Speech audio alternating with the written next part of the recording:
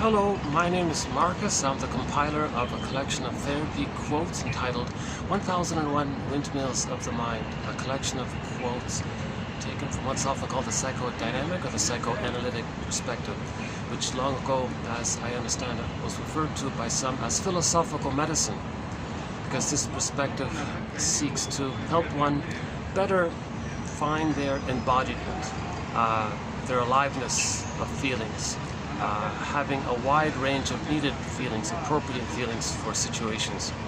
With trauma, a lot of our feelings and our sense of connectedness to ourselves, our embodiment, may get lost in what's called an insecure attachment style with the first primary caregiver.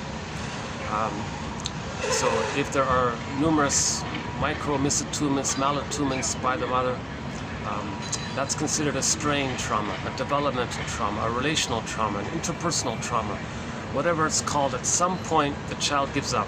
The earth opens up and his innocence gets zooped down into the non-reporting brain called the unconscious. So in myths and fairy tales, when the earth opens up and there's this, some innocence gets pulled down into the underworld, that's a metaphor for repression. It goes into a part of the brain called the non-reporting brain. Now it's in the brain, we do remember it, but it's in the implicit memory system. So we're not conscious of it. So it's unconscious memories. So it is recorded, that's the theory, and that's the unconscious. And in the Disney movie Inside Out, we see this with the characters joy and sadness getting suddenly zooped up this tube into this other world. So that's called repression. So when our brain sends us information and we get it, that's our consciousness, that's our mind, that's great. Now our brain would like to send us more information about ourselves, more memories, letting us have more feelings. When it can't, that's called the non-reporting brain, or the unconscious. So that's the first defense mechanism the baby adopts when there's too much pain. He represses his feelings, his needs, his positive regard for his mother. He represses it. His anger at his mother, repressed. Him being gaslit by his mother, repressed. Him trying again to get his mother's attention, repressed. Him trying to fix his mother, change his mother, cure his mother, accommodate his mother, convince the mother that he or she needs the paradise with the mother to continue, repressed. So the earth opens up and Miss Core gets pulled down into the underworld. In Iron John, the dog gets pulled down into the lake. So in any myth or fairy tale, when there's some kind of innocence, in the sci-fi film called The Room, the little girl opened the door and zooped, she disappeared. And the whole series was about the father searching for his daughter in this mysterious other world kind of thing. So at the end of the series, the girl returned and it was a great reunion. So that's a metaphor for when something innocent gets lost, like our feelings, who we're meant to be, our true self, our real self, okay, gets lost in the repression, and then we want to get it back. So that's called the second journey of midlife, or the hero's journey, to get back ourselves. In the Odyssey, he went on this long journey, lots of temptations, searching for himself, went into the underworld, meaning faced his unconscious and saw the links between, he saw Jocasta there, meaning the mother wasn't available for him properly, and he saw how he was like Sisyphus. So he learned about himself. So he continued on his journey, and finally he got home, meaning his embodiment. So yeah, so in that sci-fi film called The Room, that metaphor, it's not meant to be some external thing. It's meant to be a symbol that when the girl was lost in that room, that's a metaphysical imagining of how each person has a pure innocence, like that innocent little girl, and it gets lost. And we want to find the daughter. It can be anything that's considered valuable to a person. So myths and fairy tales are metaphors for psychology. They're like dreams. all of the, oh yeah, by the way, so I'm experimenting with this little spot here. My usual venue by the pool is taken, and so I'm in this other location here in the same hotel, but it's very busy up here, so we'll see if it works. I'm in this little hidden this little nook here. I'll show you part of my view here. Yeah, so I'm in the same hotel complex.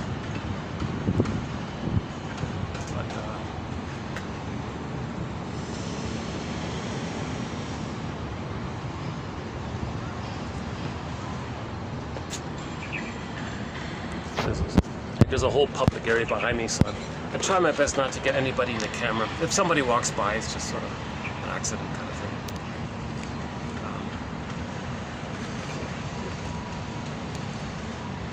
So myths and fairy tales are like dreams. They're soul stories. They're true on the inside, not on the outside.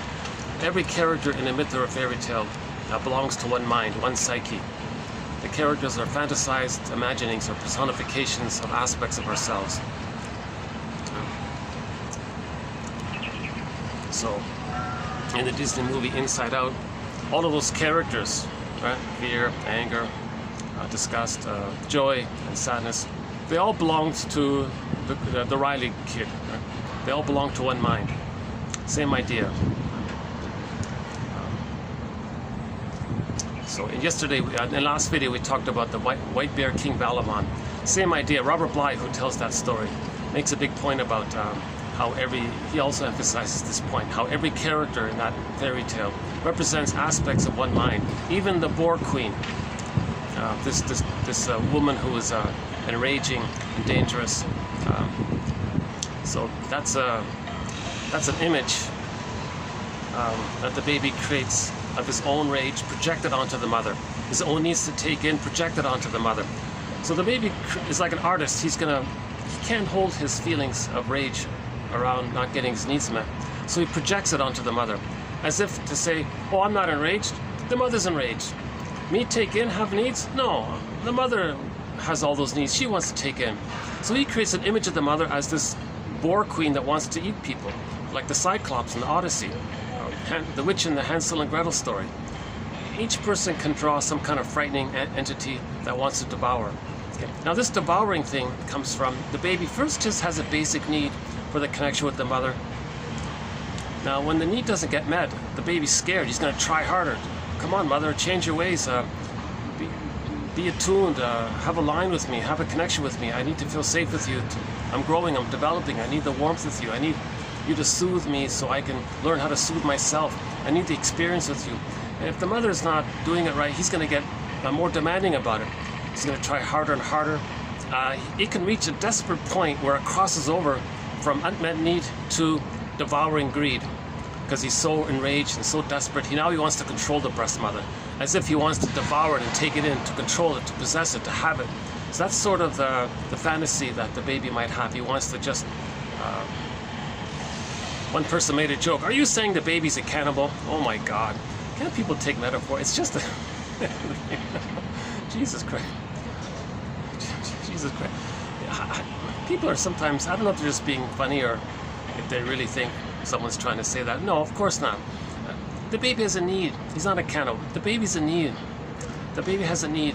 And if he's angry, he might bite the nipple. Come on, mother, meet my needs. He's trying to express his anger and communicate to his mother that he's angry so she can adjust and provide what the baby needs.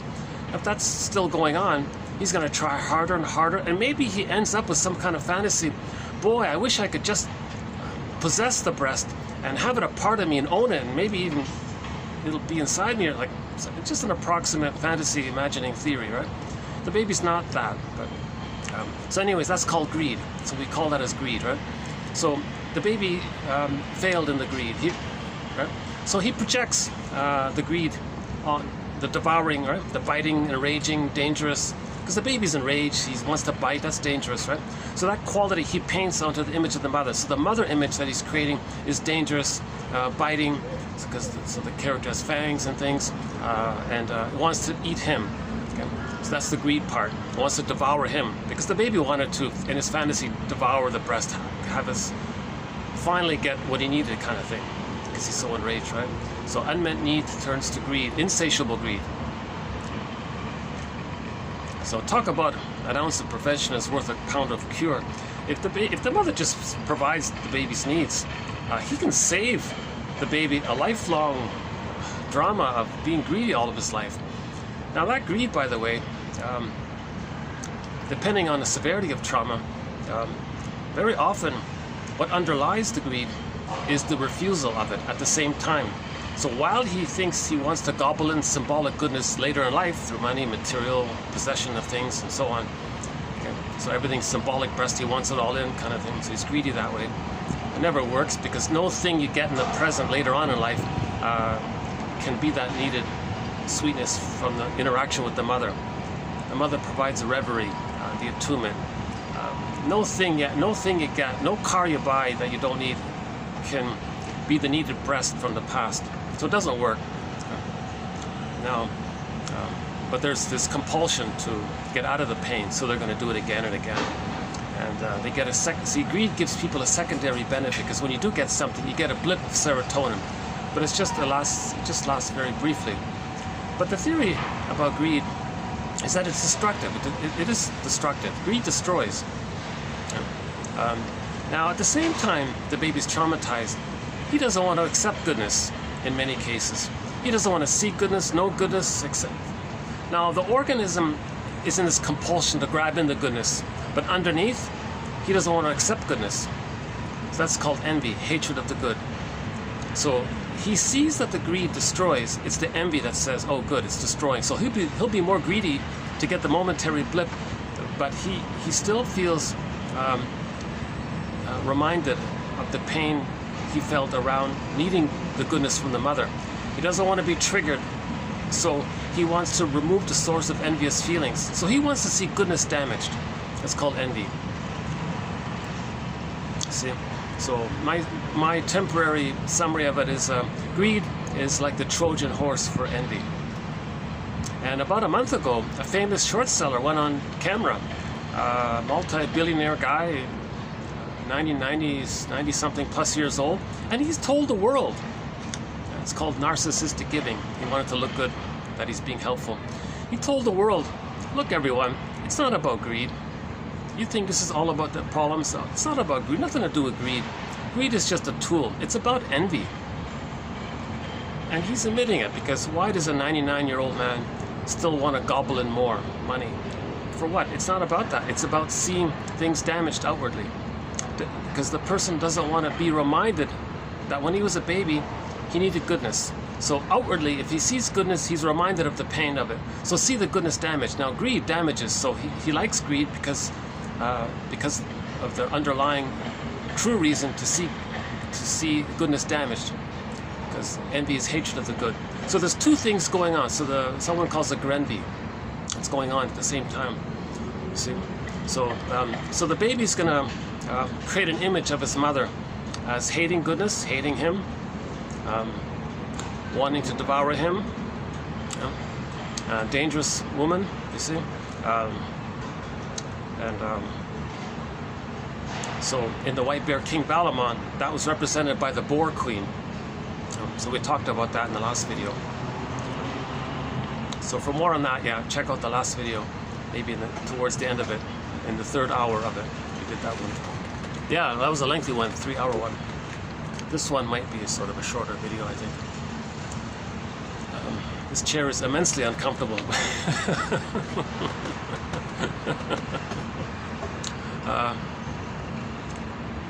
Jeez. Okay, hold on a second. You know, if see, there's so many people, I can't get, if there's so many people around, I might not be able, let's see.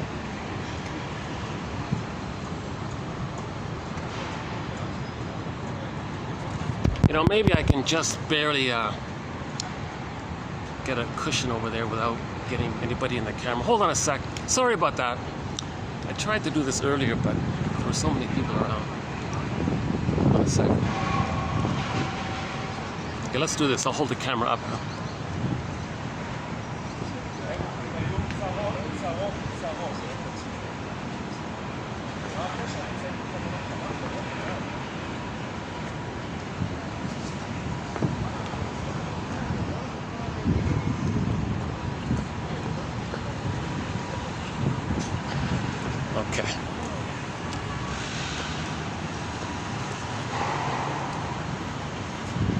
Yeah, there's a nice little park there.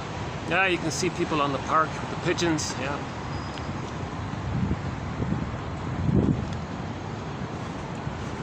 Okay, let's see. Okay, how's that? Okay, a little better. Oh yeah, it's much better. Okay. Sorry about my imperfect deliveries. Can you handle the ambivalence? You know, somebody watching my video might say, well, if it's not perfect, forget it. That's all or nothing thinking. That's a symptom of trauma. If it's a general pattern, of course. Right? So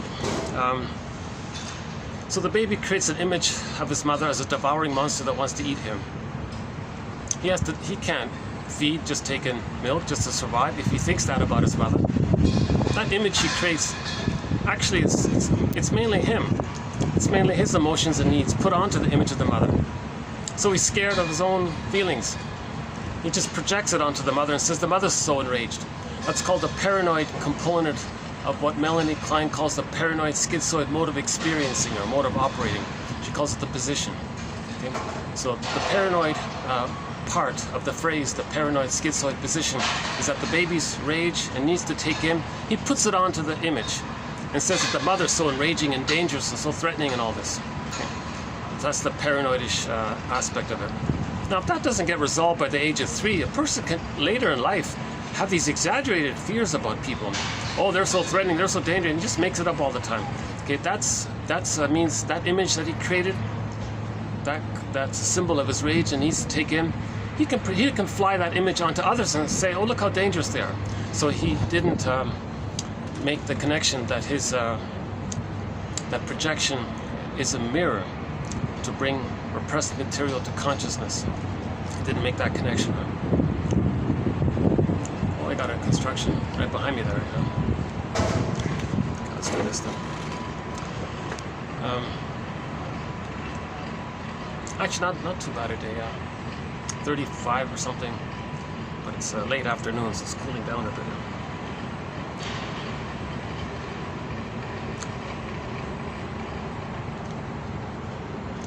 Paranoid schizoid position. Okay, now the schizoid part of that phrase means the baby's going to deny that the mother's that. That's not his mother. That's some monster image. The Cyclops, that can't be his mother. No way. So he'll repress it. But he's got to have a mother. He's got to feed safely. If he's at the bottle, let's say, and he thinks this is some kind of stone monster that's hurting him, he can't handle that. So it's as if he's got to trick himself somehow to believe or make believe that the mother's all good. So he may hallucinate an oasis, goddess, supremely loving breast. He'll just make it up somehow. It's like a trick of the mind. Maybe it's similar to that guy in the desert. He's very thirsty, and then he hallucinates there's an oasis, and he survives. It kind of helps him a little bit. So maybe the baby does something similar, and he has that imprinted by the hallucination of a goddess breast, an oasis breast. So when he's nursing, he thinks it's fine. There's a safe mother there. But when in reality, the mother's shaming him, but he's repressing it, but hallucinates, no, she's good, she's good. And this is called the splitting mechanism, because in effect, there's 2 mothers now in his concept.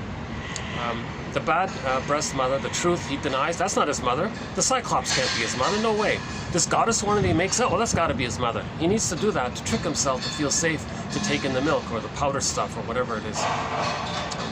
So that's called the schizoid part. It's unreal, okay? Because the mother is one person, not a goddess or demon as separate characters. As whoa, it's very unreal. So that unreality, the perception of the mother, that's called the schizoid part. So that's called the paranoid schizoid position. Okay? Now that's all babies temporarily, briefly engage in this for the first few weeks or so. But with a little experience, the child's getting older and the mother, let's say the mother is more loving than frustrating. Oh, then the child can handle the ambivalence. So roughly at the age of 4 to 5 months, the child starts to figure it out. There he is. Oh, okay, I get it now. Mother's this one person, and I think I'm one person. I think we're like separate people. Because before it was just dual unity, it's just one there. Fusion, symbiosis, merging, unico mystica, it's just this blurred oneness. But at 4 to 5 months, he starts to go, oh, I think I'm separate, mother's separate. And mother's loving, and sometimes she's disappointing. Oh, I see, well, that's a little complicated, because now the one he loves, he's going to be angry at the one he loves. That's called the depressive position, where he can see the two sides of the mother. So he can see that the mother is loving and frustrating, and he can hold that kind of ambivalence. So that seeing the two sides of the mother, that means the mother is seen as a human whole. That's called whole object relations. That he can see himself, that he's safe enough to sort of leave the mother. He can differentiate. He can begin the differentiation process from 4 to 5 months up to the age of 3. But so the baby needs it, that the mother's more loving and frustrating, for him to get to a place where he can see the two sides of the mother. If the mother's too painful and too misattuned, and he can't do it, he's going to still use that splitting mechanism. Good. So if in the memory template is good breast, bad breast, goddess and demon, he's going to see the world in either or terms, all or nothing terms, perfect or forget it, these kinds of extremist either or mentalities, right? Then he doesn't differentiate. Splitting precludes differentiation. Now, differentiation is needed for the person to have his embodiment, to have his feelings, to know his interests, to have mutuality, to now there's gratitude and empathy and a wide range of feelings. Joy and sadness from the Disney movie Inside Out can enter back onto the console. Okay. Now, and that's the feeling self, the ontological self. I feel, therefore I am. So the person has a sense of self. Now, with differentiation, now at age 3, he has access to the real self. Now, the real self, part of the self, described by Masterson in his book, The Search for the Real Self, has a variety of capacities, including the ability to mourn losses. So if in later life there is a loss, the person has that sense of self and the ability to feel what he needs to feel to accept the loss. He doesn't got to deny it. He can accept it. That's healing. That's normal. And there's a whole list of capacities described by Masterson. But that's a key one there. If a person doesn't differentiate, then they can't mourn losses. So later on, if there is a loss, they're going to deny it because they don't have the feelings to accept it. So they'll just, oh no, there was no loss. Or sour grapes, oh, I didn't need them anyways. They'll do some kind of lie to keep it repressed. The truth is they feel sad and hurt and all that, but they don't want to admit it. Because the feelings are, because joy and sadness are in the non-reporting brain. The golden ball, the golden reef, it's in the unconscious somewhere. So that's called melancholia, because the person in truth does have feelings around a loss at midlife. Let's say midlife there's a divorce. There's going to be genuine feelings around that. They may just deny it, but they do feel it. Now, in the non-reporting brain, the feelings around the loss of the other are being directed at the image that the baby created of him and his mother being one. So, in effect, he's angry at himself. He's sad at himself. It's complicated, right? It's called melancholia. Complicated grief, aggravated grief, prolonged grief, the derailment of the grief process, chronic sorrow. Right? It can lead to emotional fatigue, burnout, soul loss, etc., nervous breakdown, these kinds of things. Because there is this inner pain going on. You see? So, and in reality, the person goes through life, he's reminded of the loss. So he's triggered of the loss. So inwardly, he's feeling the pain again. Okay, he tries to distract himself. Oh, that reminds him of the loss, but he can't admit it, so he denies it. So as he gets older, he's constantly reminded of the loss. Isn't there a song, and there's always something there to remind you? I forgot what that song was, but we hear it all the time, right? And there's always something there to remind you. I forgot the name of it. Anyways, never mind. So as he gets older, he's always being triggered of the loss. He can't mourn it. Now as he's getting older and older, and he can't mourn it, it has a snowballing effect, because every time he's triggered, his amygdala gets enlarged, overstimulated. Okay? So joy and sadness are still repressed, and the amygdala, fear and anger, are enlarging, let's say. The amygdala gets enlarged. EAS, enlarged amygdala syndrome, a hypothetical syndrome described in the film Bob's Enlarged Amygdala. Maybe it's partly true, partly parable, exaggeration, but it's an approximation there. So that means the person's very irritable. He's mainly operating out of the survival mode, quick to anger, impulsive, hypersensitive, hyperreactive, hyper alert, always scanning his environment kind of thing. So he's not really enjoying the present. He's just operating in the Disney movie at the console. Post joy and sadness being repressed, it was just mainly fear and anger at the console. And by the way, fear and anger are very linked like that, because first the person is going to be scared of something, but he's overwhelmed, it turns into anger. Now the disgust character was mainly distaste and dissmell, sort of a physiological element. So in trauma, the child loses his psychological feelings, but he still has his physiological responses or emotions, right? So there's two general categories of emotions or feelings. The feelings related to our needs getting met or unmet, joy and sadness, that spectrum there. Empathy, gratitude is in there. Reparation is in there. Interest, curiosity, joy. The wide range of feelings, that's sort of the psychological self or the feeling self. But that gets repressed with trauma. All he has left is sort of the physiological the amygdala area.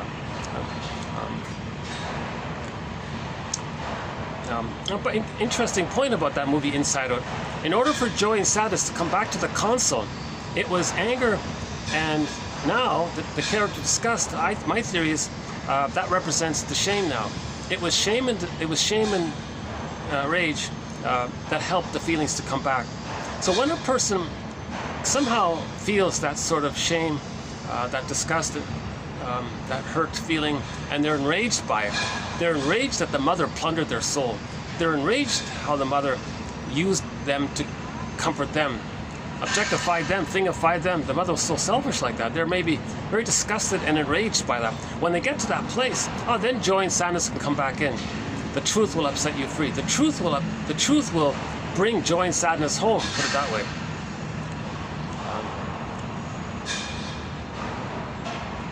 So we want joy and sadness to be at the console, running things.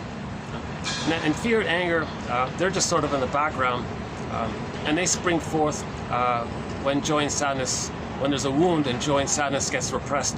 All there's left is the stress response area of the amygdala, toxic masculinity. Not only in men, it can be in women as well, overt or covert. Today's video we'll talk a little bit about the passive-aggressive area, something we haven't done much so far, so we'll add a couple of quotes in that area.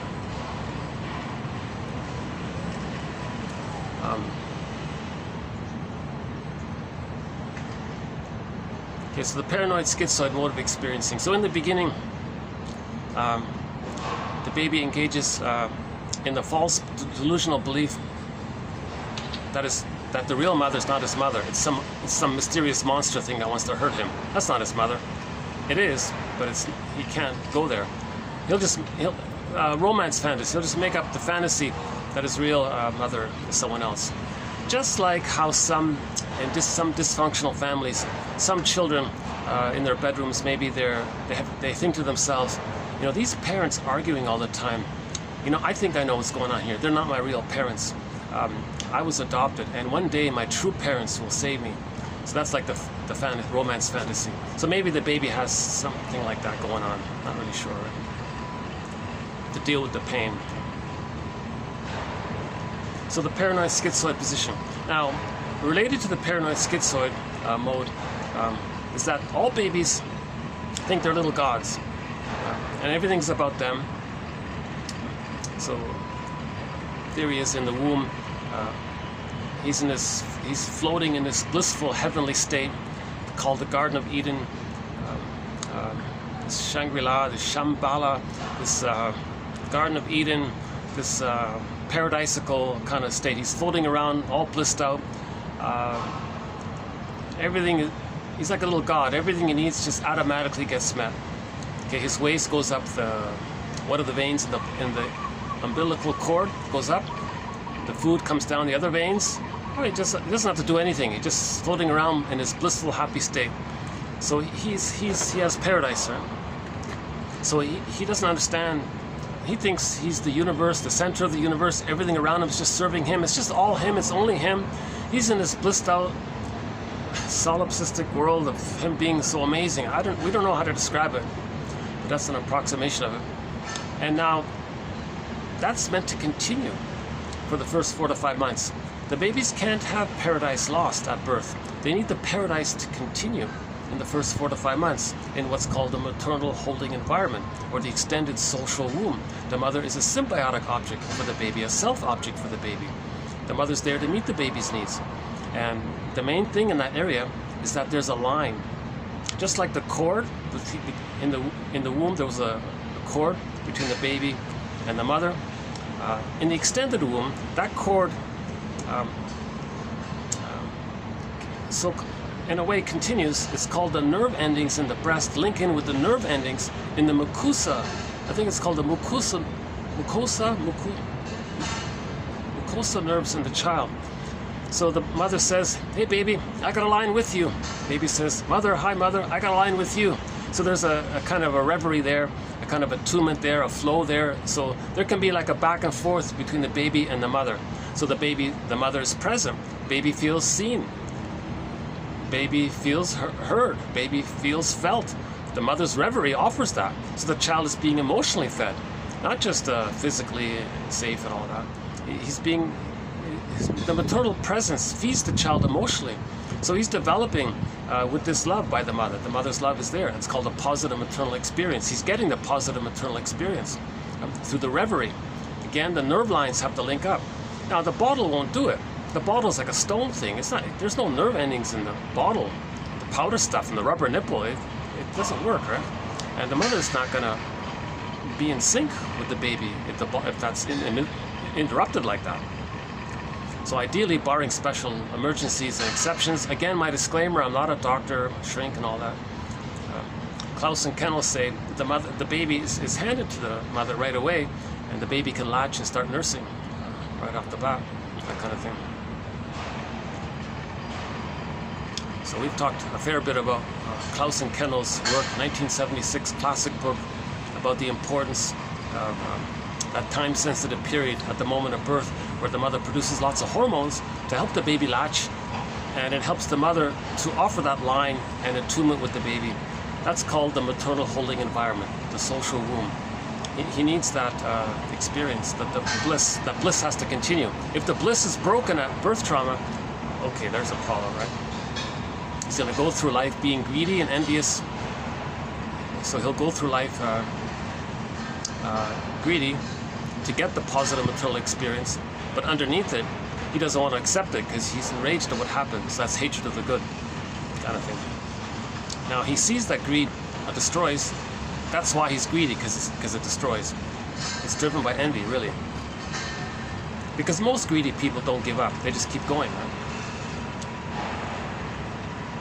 It's this compulsion of the fantasy that something in the present can be the needed positive maternal experience for the past. Okay, the baby's in a state of timelessness, so he's doing it again and again. So we talked about the compulsion element recently in the last video as well. Someone called that repetition automation. It's this automatic thing. There's this innate drive for healing. No one wants to feel kind of constant pain. So they're kind of going to reenact and replay what happened with the mother symbolically with others in the present, with the fantasy that some replay of the past in the present can undo the past. It's called repetition compulsion. It never works, and they keep doing it. So the greed and envy just keeps on going. Another confusing element about this, oh boy, I'm still a huge question mark, but somebody said about, okay, in our greed videos, we did a 6-video series on greed. The video ending in 2489, that video plus the 6 videos prior to that one, a total of 7 videos. I think that's probably the best material we have in 1001 Windmills of the Mind. plus the follow-up material, $24.99 on the plunder system and $2,500 on the climate issue. Another great batch was Falling in Love, 24.35 to 9, those 5 videos.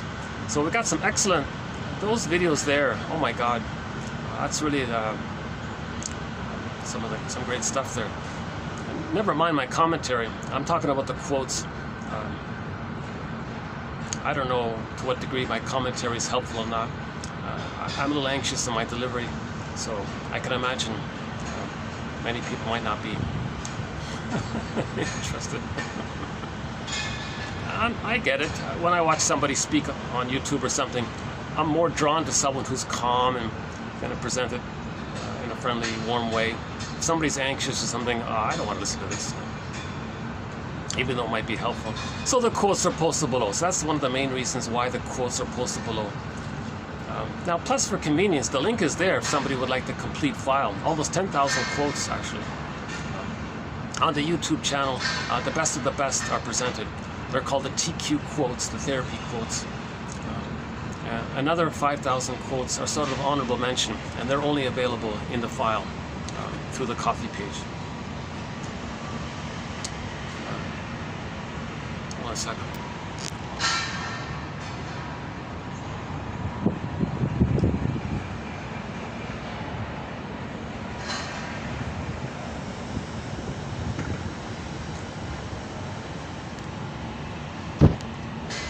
Yeah, so in that greed batch, there was one quote in there that really kind of haunts me a little bit, I guess.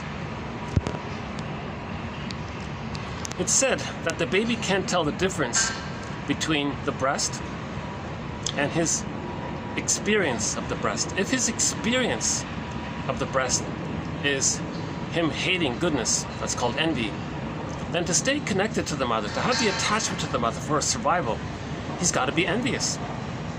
That short seller said it, the world is driven by envy. Well, from his point of view, right?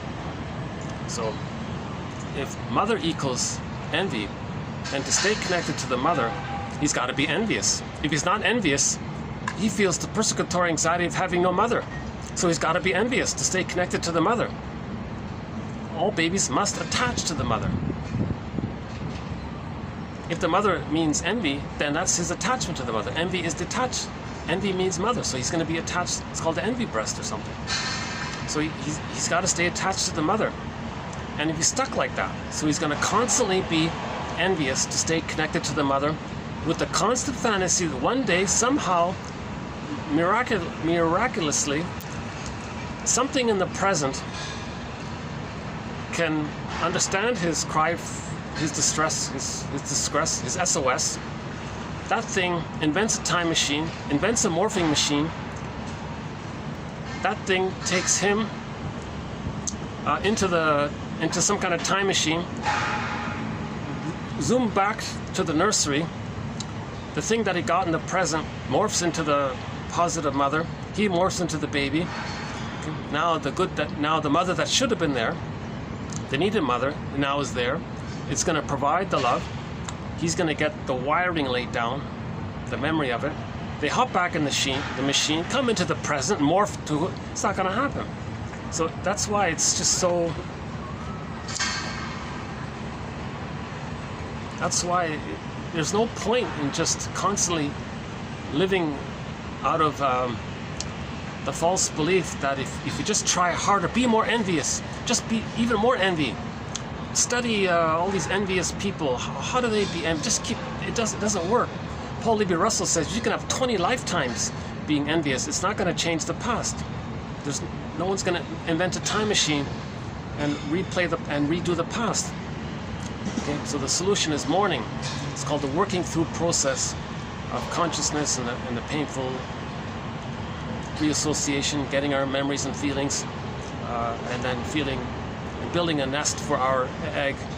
So psychoanalysis, looking for an egg in a basket that's missing.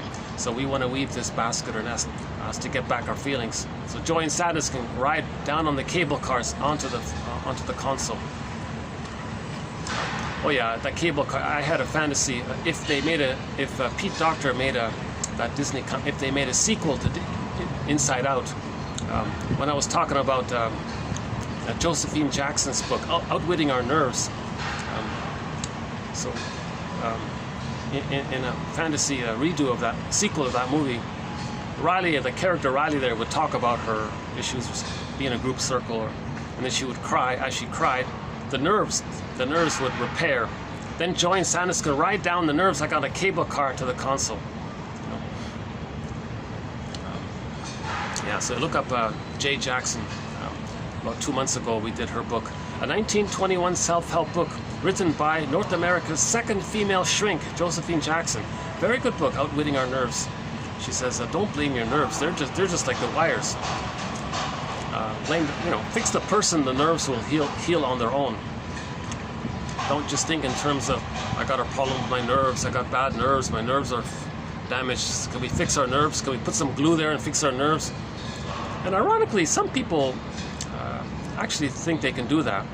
They can just like physically put the nerves together. It's not going to work. It's just going to snap again. Even if you create some kind of glue theoretically, it's just going to snap again, because you got to heal the person. The person sends too much stress down the nerves, and the nerves snap. Even if you can strengthen the connection, it's not right. It's going to damage the person some other way. You got to heal the person, then the body will heal itself.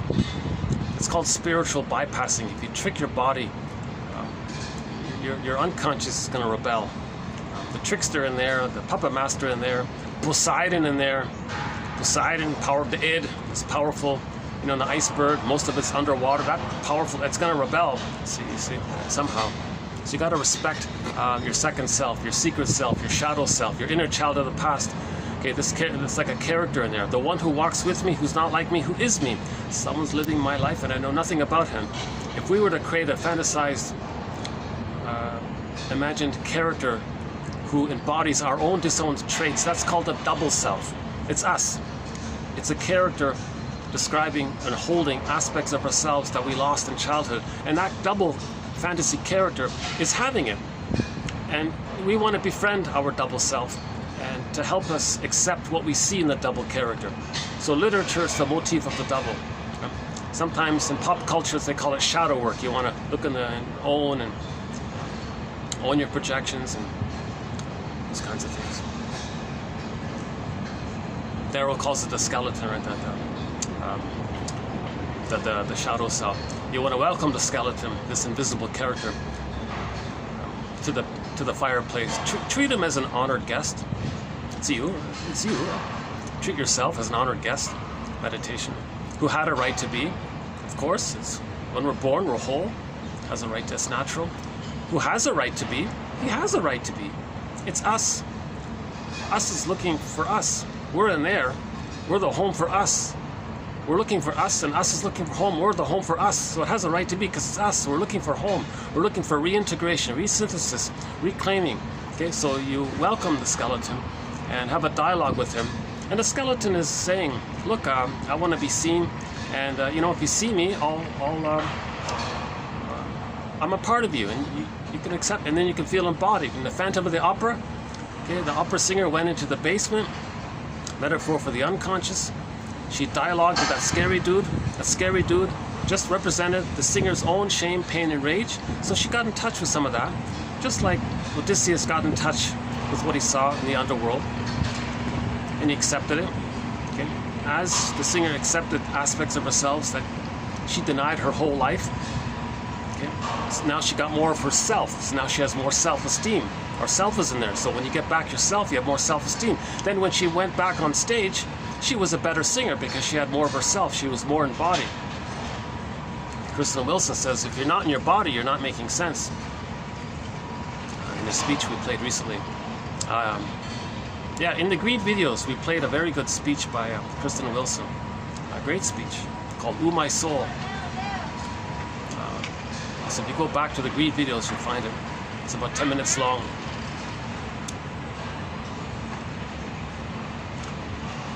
See, just behind me, there's a bunch of people there, so I might get distracted sometimes.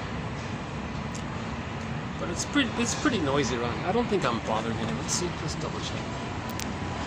Oh yeah, oh jeez. Okay.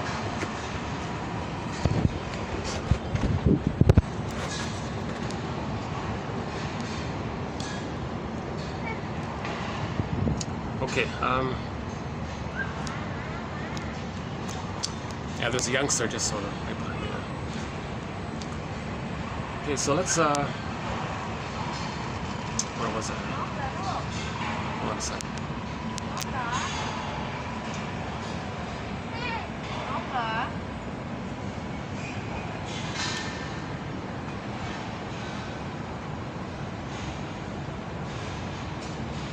Well, we're posting this on the year 2023, February, mid-February.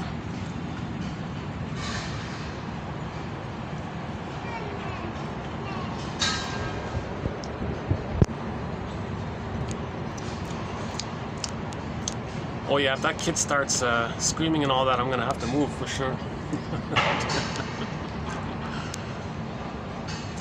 Let's see, where were we?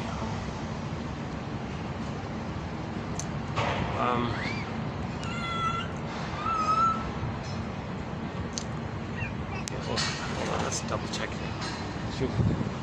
Is there some? Oh yeah, this little baby right there. Mother and a baby. Okay, let's looks like they're gonna sit there for a while. Let's see if there's any other. Maybe. Hey, what's over here? Hold on a second. I'm not too familiar with this little area here. Oh, okay. Okay, I can temporarily maybe just hang out here for a bit. Oh, it's nice and quiet here, actually. There's my computer. Oh, that's good. Oh, let's just alternate here for a while.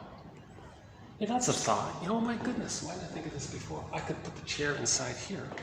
Let's see what's down here. Hold on a sec. Oh, the kitchens. Oh, the whole kitchen crew is down here. Oh. Anything else?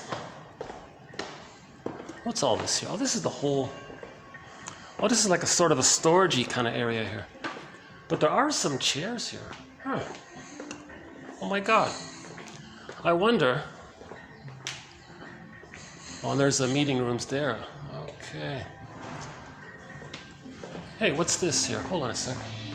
Oh, you got meetings and... Oh, okay. Hey, what's this here? Oh, yeah, I was here once before. Yeah, okay. This is the park.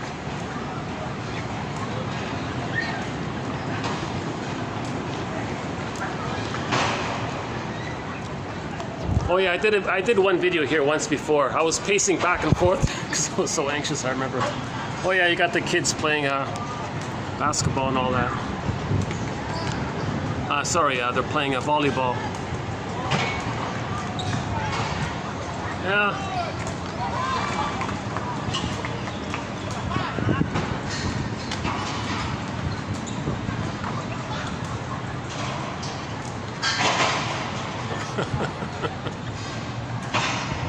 Oh, something's coming out here.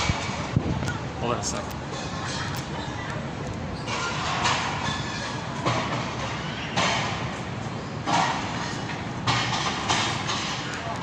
Okay, let's just spend a few minutes down here. Hopefully my computer's safe.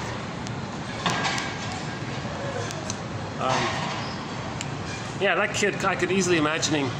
I think that kid might go, hey, look what I found, Mom. Oh, let's go. Oh boy. Okay. Fast forward this video. Fast forward this video about 5 minutes. Let's move it down here. Yeah. Just, yeah, fast forward this video a good 5 minutes. Oh, teamwork, huh? Okay. Sales. Oh, there's a sales conference here. Oh, stay tuned for the end of this video. I have a quote from a sales lady. She said an interesting thing about giving advice to people on how to sell your stuff to women. In order to sell your stuff to women, you got to understand women a little bit. So we have an interesting quote from her. What's her name again? Dottie Walters. I just discovered her the other day. So yeah, stay tuned for the end of this video for a quote about sales. The psychology of selling. Oh, the kid is still there. Now that kid's gonna scream every 10 seconds. So let's move this downstairs.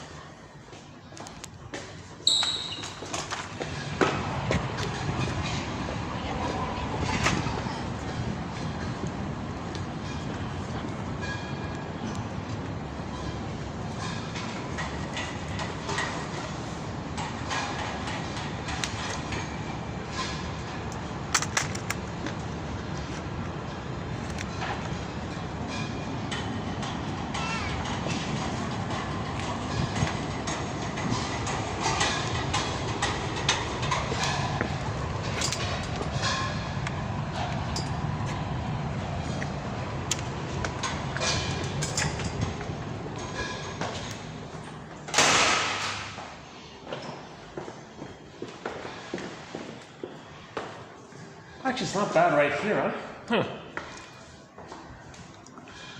Should I just stay right here? It's tempting to just stay right here, huh?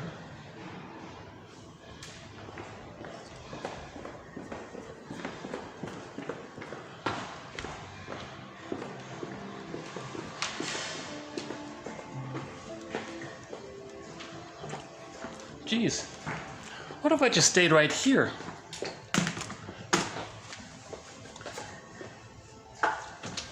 And I'm wondering, what if I just stayed right here for a while? Does that work? Let's see. I guess not. Okay, hold on a second. Okay, let's do the walking thing.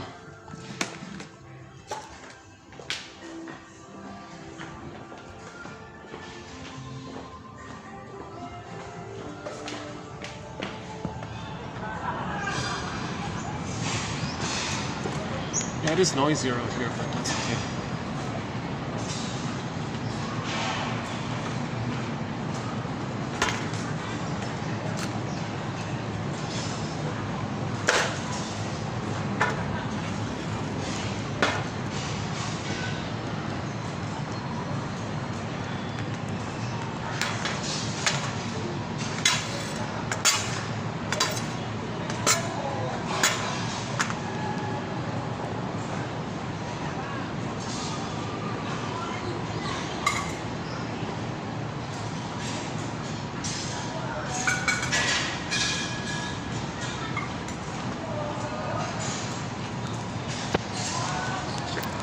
Okay, let's do the walking thing here.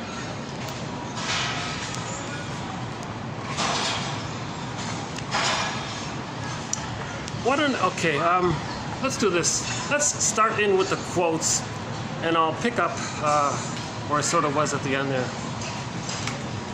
Hold on a second. Let's get this back here. I want to present the quotes first before.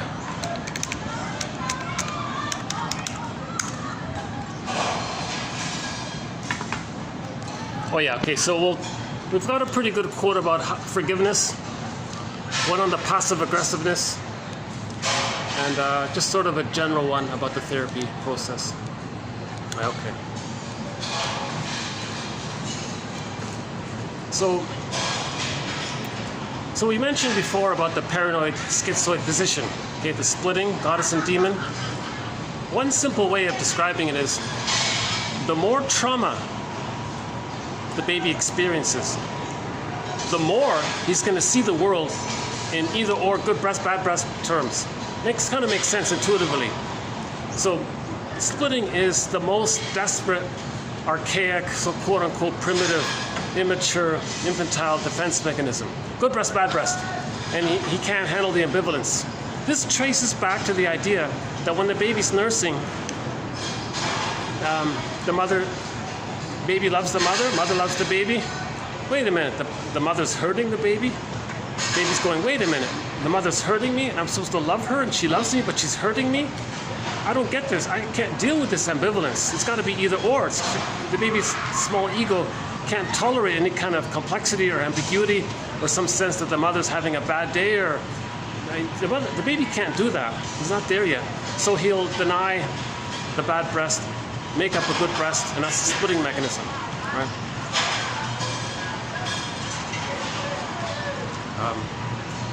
And we talked about the imagery. He makes an image of the mother as the boar queen, and he creates an image of the goddess breast. Let's see. Maybe I am better off inside. Let me tolerate the ambivalence. Let's see if I can tolerate my ambivalence here. If I do this, do you see the part? Let's see. Does that work? Not really. Not really. Oh, there it is. Sort of.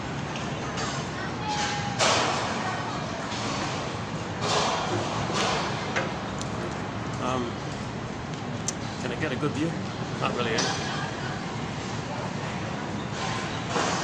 That black and gray hotel, we did some of our videos in that hotel here.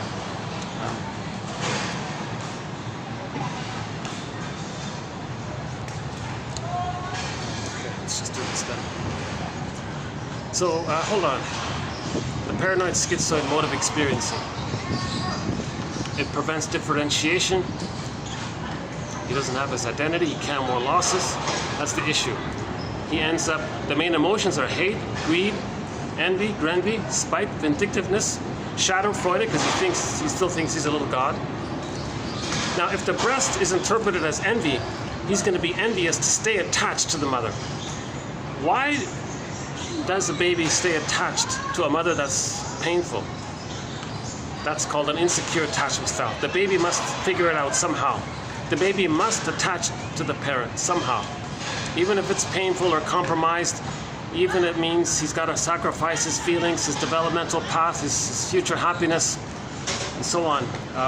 He's got to attach somehow. So he gives himself up for the attachment, basically.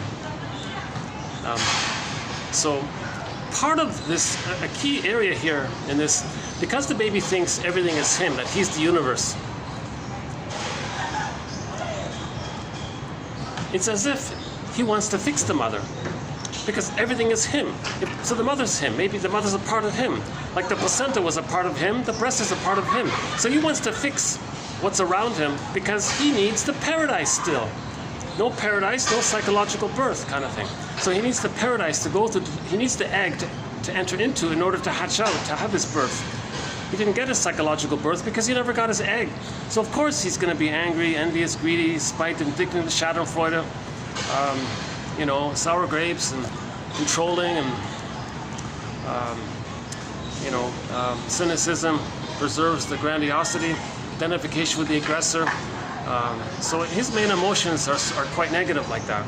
You see? So love and gratitude haven't entered the psychological picture. Okay, late in life, he ends up as a curmudgeon, very bitter and miserly. Not an elder, not giving, not generative. He's not generative. He can't give back because he never had the experience of having received the love. He doesn't have the memory of it, so he doesn't know what it feels like. He doesn't understand it. So he doesn't bother with adult development, healthy development, because he's just so enraged at what happened. And there's this compulsion to reenact that with the fantasy it can somehow magically be undone, and he's stuck like that. Okay? Hence the woolly mammoth image, frozen like that. Or in that sci-fi film called The Room, thought it was missing. Similar idea.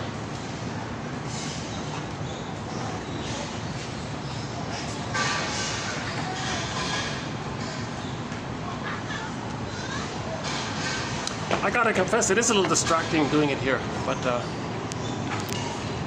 yeah, time to get used to this little environment here.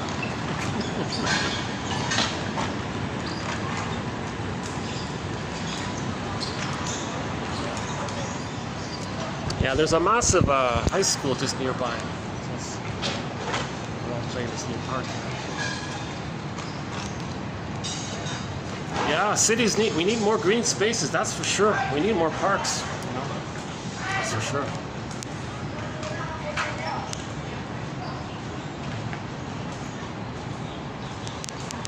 We need quiet parks too, like we need, not parks right beside the highway, the subway.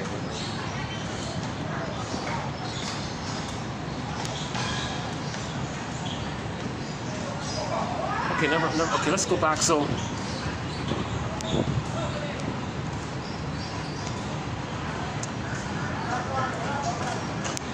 let's just pick up on the point that the baby can't tell the difference between the breast and envy, hatred of the good. So he'll be envious to stay connected to the breast.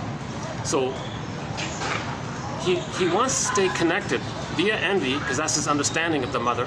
So he wants to be envious his whole life. The world is driven by envy, that billionaire said. And everyone lines up, pays him money. Dear billionaire, teach me how to be envious. So he says, all you guys, wow, don't idealize me, are you kidding? But he'll take it. He'll take the money because he's greedy. And it causes more damage. The world, because that's his connection to the mother. So why is he still connected to the mother? Because in the memory template, he developed what's called an adhesive, like Velcro, a very tight stuck, glue-like adhesive attachment to the mother. Or he's stuck in the tar pit of a negative symbiosis or fusion, a negative fusion with the mother, identification with the aggressor. So of course he's going to be angry if he's psychologically quote-unquote married to mom like that. So again, myths and fairy tales. If the concept of the self is blurred in with the concept of the mother, which is envy, so he hates everything basically. That's the Iago pattern, can come from there. The Iago pattern is the guy who covertly spreads rumors against others, and then others are against themselves, and so he's seeing goodness damaged by his rumors because he just wants to see things outwardly damaged. That's his connection to his mother. He's being loyal to the mother. So him being envious is him being loyal to the mother. The mother equals envy. So him being envious is loyal to the mother if the mother's envious. So why is he being loyal to the mother?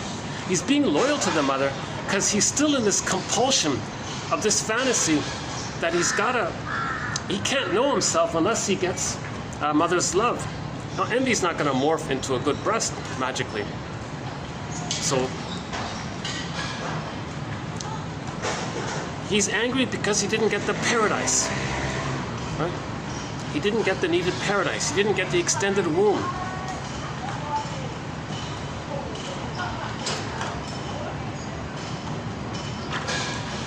Yeah, I guess babies who come out too early, I'm just guessing, is going to need a lot of extra care by the mother to provide that extended social womb. You know? If he doesn't get that, he'll be more angry. He might become a novelist and write all of these horrifying stories, a horror novelist or something, to express his rage. So his novels will be filled with disturbing violence and all that. That's his rage. He's channeling it. He's communicating it somehow. Oh.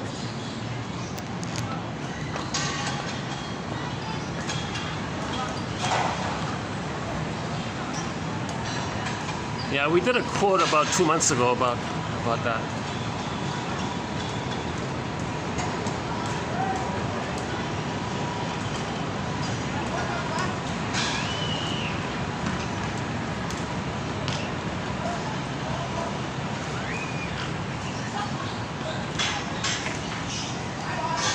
How's the sound here? Are you hearing me okay? Because I know this camera picks up the noises from it.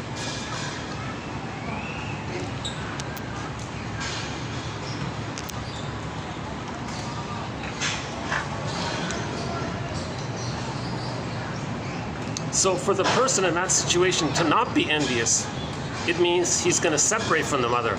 If he's going to separate from the mother, he's triggered of the idea that when he's a baby, he would like to separate from the painful mother, but then he would have no mother. How would that feel? So if the person stops to be envious, if a person were to stop, if a short seller were to stop being envious, his emotions will come up, called the Furies. So that'll be, that's anxiety will come up. So anxiety will come up. Anxiety means you're afraid and you don't know what's going on. Okay, so the fear is that as a baby, the person wouldn't make it if they didn't have a mother. So some of those fears are coming up. So the anxiety comes up. So to deal with the anxiety, the person will go back to the mother. Oh, where are you, mother? Oh, envy's the mother. I'll go back to being envious. So he's connected to the mother. So he feels soothed by the connection to the mother. If he protects the mother. Why is he protecting the mother? Because he can't express his rage at the mother. The baby couldn't express his true feelings towards the mother. So when he's envious outwardly to stay connected to the mother, he's reminded of the mother not meeting his needs and him being enraged. Now, hocus pocus, double focus, auto-hypnosis, to account for why he's now feeling pain. That boogeyman image, he's going to fly onto the victim and say how dangerous they are. You see? So he hurts others. He's reminded of how the mother hurt him. He's reenacting what happened. The mother hurt him, he hurts others to reenact how the mother hurt him. When he does that, he's reminded of how the mother hurt him. Those feelings cause immense anxiety. Now, in a healing path, that person would take those feelings to the source. Morton Kieson explains it very clearly, and we have some quotes from him in TQ 22, 91 and 2, a very important area by Morton Kieson, Kisen, Morton. Chapters 8 and 9 of his book, Affect, Object, and Character Structure. Just those 2 chapters, forget the rest of it. Just those 2 chapters, 8 and 9. A good summary of it is that placard that woman had. She said, on the placard it said, if you have a problem with your identity, take it up with your parents. So, if the mother hurt the baby, he identifies as the aggressor, hurts others to replay how the mother hurt him. Okay. He's staying loyal to the mother by doing that, because he is the mother now. Envies the mother, so he's going to be envious. He's going to hate the goodness outwardly. And he's going to replay how the mother hurt him, and that damages. So goodness is damaged. That's his envy, connection to the mother. So he gets some Schadenfreude by all this. But at the same time, underneath the blip of Schadenfreude, the serotonin, from that painful psychic structure, he's reminded of the pain he felt when the mother shamed him. Now, if he doesn't direct now the cause of his pain towards the mother, what he's going to do is hocus pocus, double focus to account for why he's now feeling pain. He'll just make it up that the person he just hurt is dangerous. Because as he identified with the boar queen, acted like the boar queen, now he feels like the victim. When he acts like the boar queen onto others, he's then going to be reminded of how it felt to have a boar queen as a mother. Even though that imagining of the boar queen just represents his rage and his needs projected outwardly. So as he acts like the boar queen, he's reminded of how he felt with the original mother.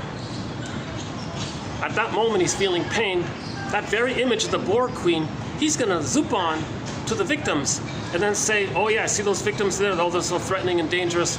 Oh yeah, what a threat, and they're so dangerous. That's the trickery of the mind, because the person doesn't want to direct his anger at the mother, because he is the mother and he's still loyal to the mother, waiting for her love, waiting for her to change her ways.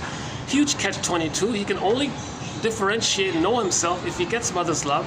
So he's waiting, he's not getting it, and he can't leave without it, so he's in a catch-22. So he's stuck like that woolly mammoth.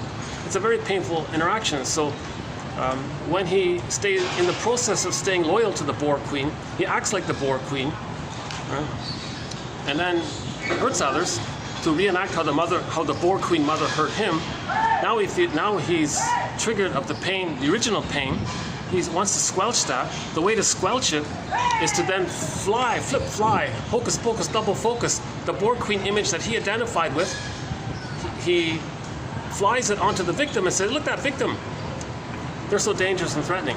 That's how he protects the mother. Dysfunction equals protecting the mother, saving the mother, still trying to cure the mother, still trying to make the mother a good mother by being loyal to her and preserving the deal with her. The deal being that the child doesn't express his true feelings towards the mother, because that would break the attachment, that would break the deal. Okay? So no deal, no attachment with the mother, he wouldn't make it. So he's still replaying and repeating the deal he made to keep the attachment, because he's stuck. The only way out is called the working through the mourning process. Okay, so when you talk about things, you get to a place where the truth sets you free. What's the truth? The greatest hurt of all, mother failed me. We got to get there. Mother failed. She failed. So now we got to forgive the mother. So so let's begin. So let's add one more quote to our thread on forgiveness, because that's really the bottom line. We got to forgive the mother. Hold on a second.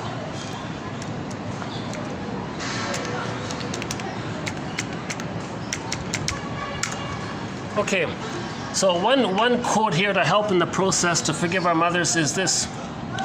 What were your parents' goals in life? Okay, try to humanize them. Okay, try to see your parents as human beings. Okay? Things didn't pan out for them.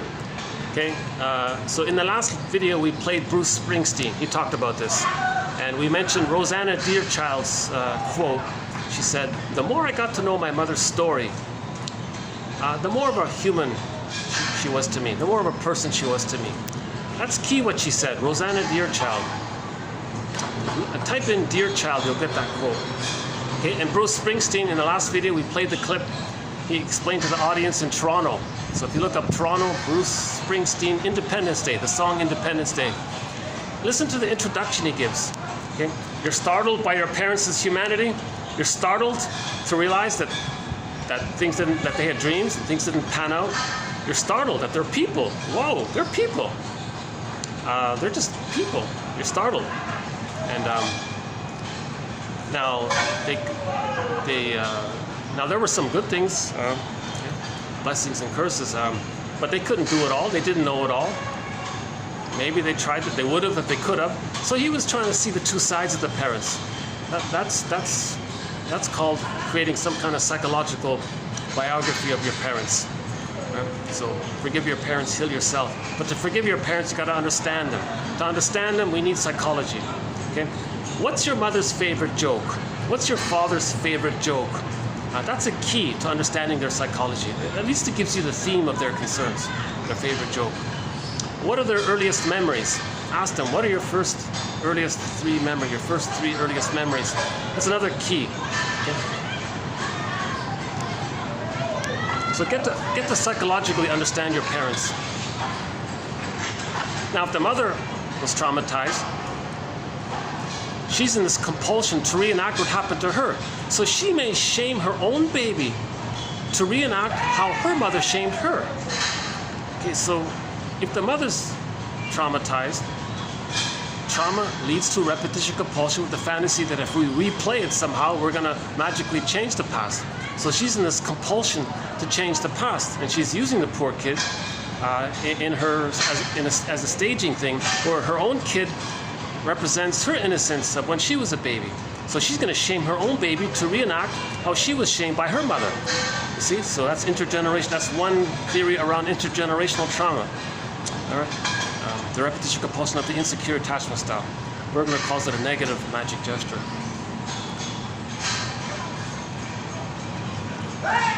So think about, what were your parents' goals? Did they have goals?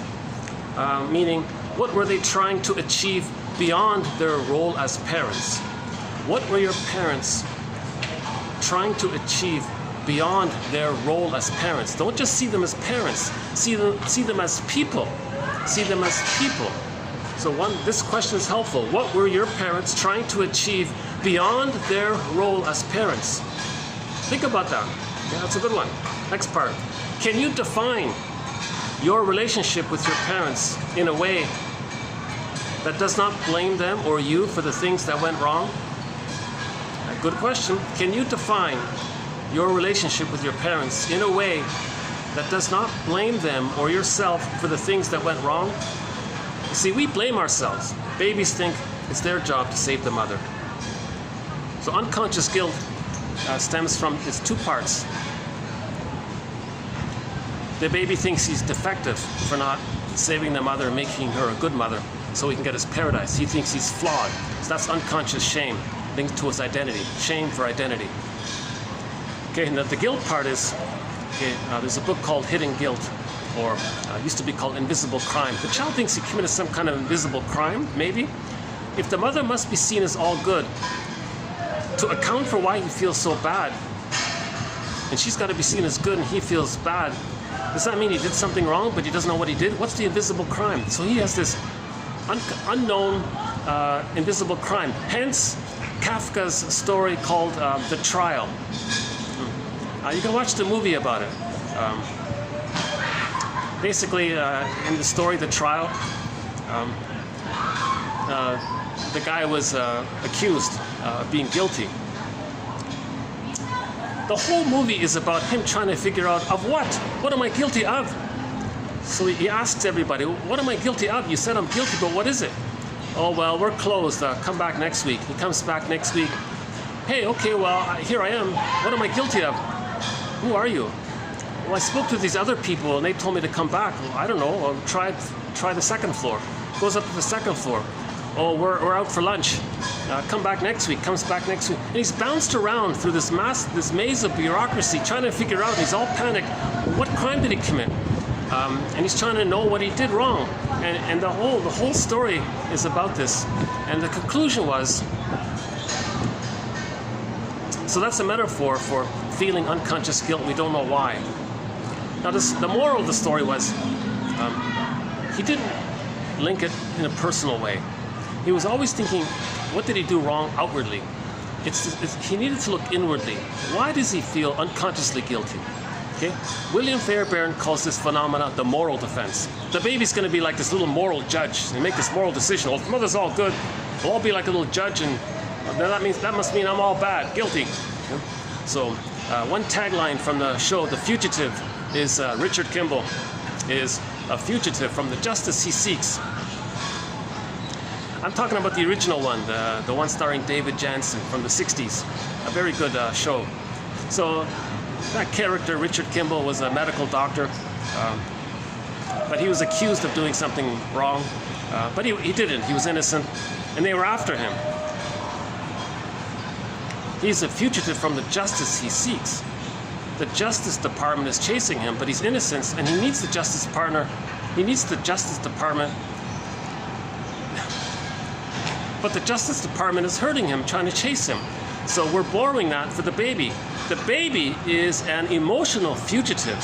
He feels like he committed some kind of crime. The baby is an emotional fugitive from the love he seeks. From the love he seeks. He's running from the thing that he's looking for. Wow. So in the unconscious, it's lost there in this maze. He's confused, right? The Kafka story, the trial, he's going around in this maze and this bureaucracy thing. Okay, so he's running from the thing that he needs, but the thing that he needs is hurting him. This all goes back to the double bind. The baby's in a huge double bind.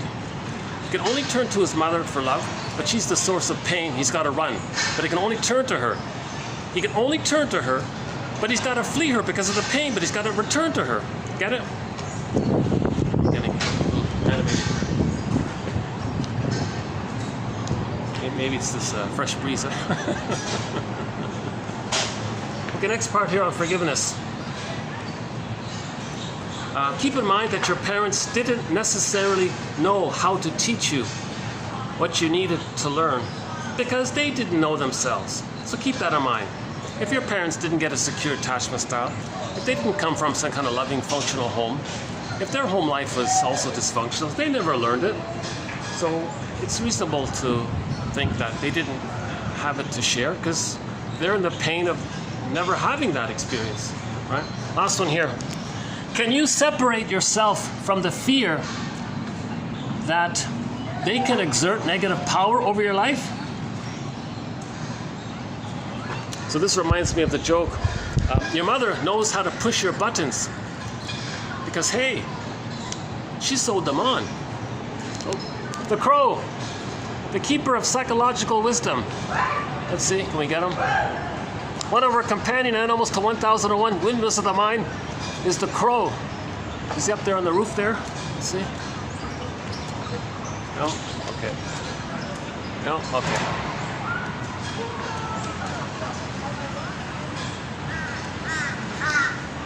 Oh, there he is. All right. Way to go, crow. I can see. There he is, yeah.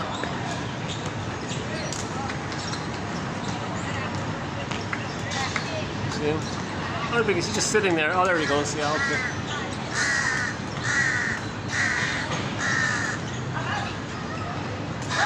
Some indigenous people like to create a story that there is a body of knowledge around psychology, and they think the crow is very conscious. They think he's a very smart bird. So they just say, well, let's just create stories where the crow is sort of the keeper of wisdom and knowledge.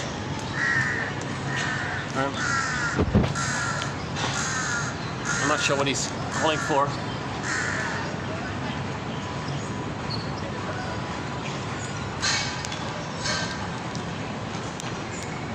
Yeah, one of our companion animals to 1001 Windmills of the Mind, the crow.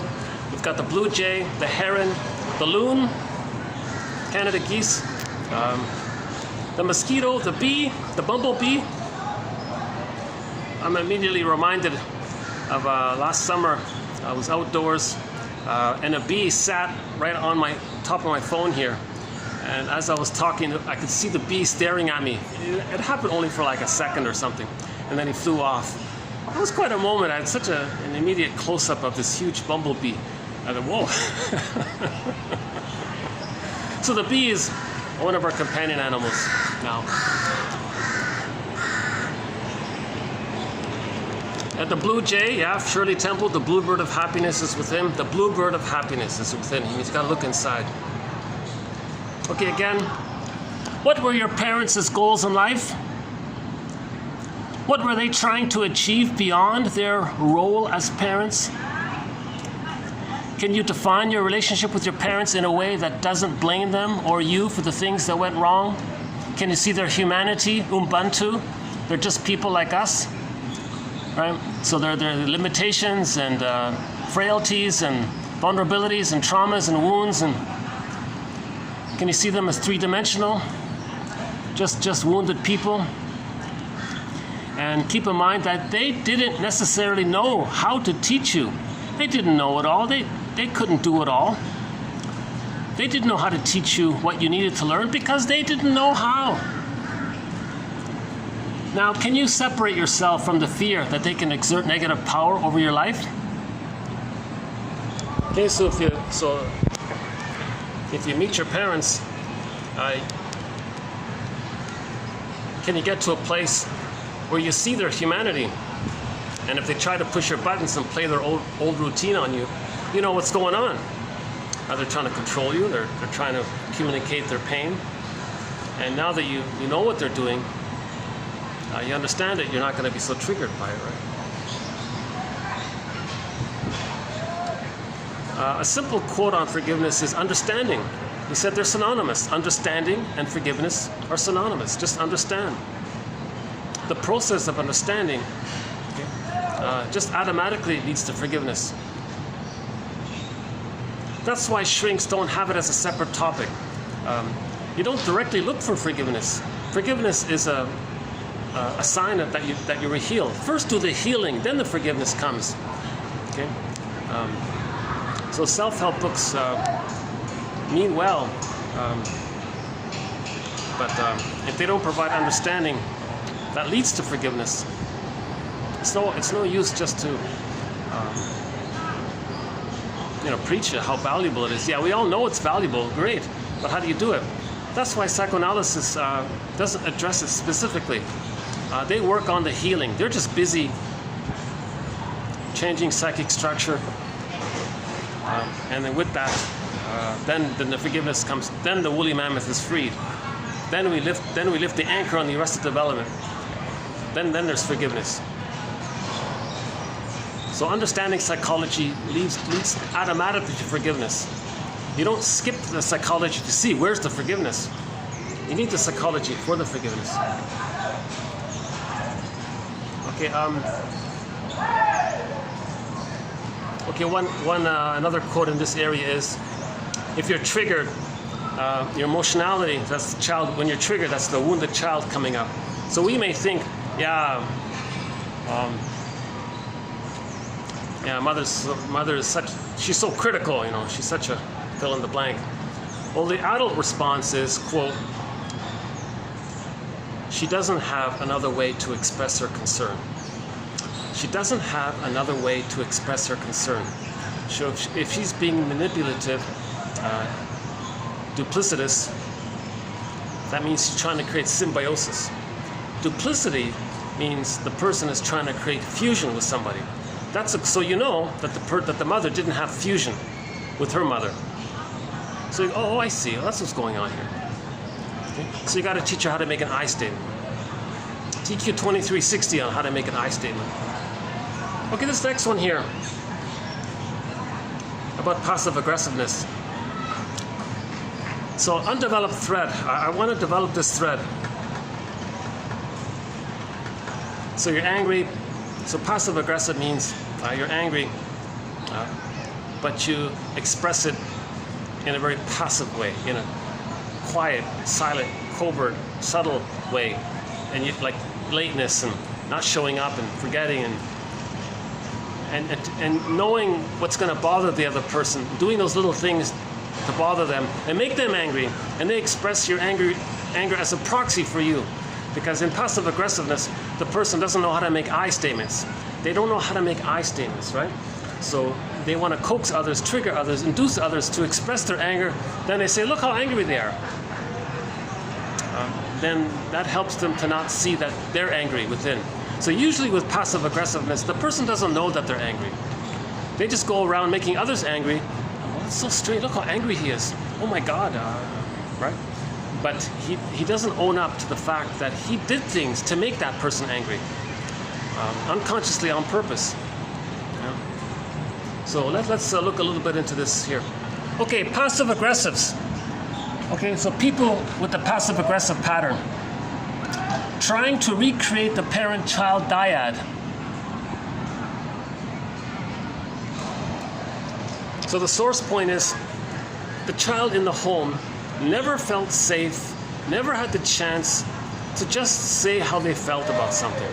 Mother, I don't like this. Mother, this is painful what you're doing.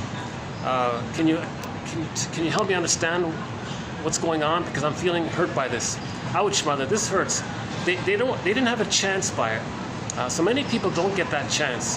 If the mother's a gaslighter, meaning she uses the gaslighting technique. Now, you don't feel angry. Yes, I do. No, you don't. I don't. Fine, it's whoops, it's squelched in the bag. So if that emotion gets squelched. See? Now, anger, genuine anger, clean anger, is also in the bag. And the physiology, that's the survival panic anger. But the more heartful anger, where you just anger with heart, you're not blaming someone. So there's two kinds of anger, right? The clean anger and the so-called quote-unquote unclean anger. What's his name? Roger somebody talks about that. There's a very good self-help book called Emotional Literacy. We have some quotes from that book. Long time ago we did that one.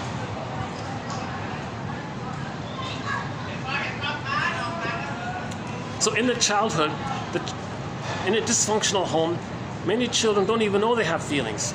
They never got the idea that they could say that they had a feeling. Hence that emotional dictionary for children called Emotionary. It's not great, but it's a start. It's in Spanish, translated into English, called Emotionary.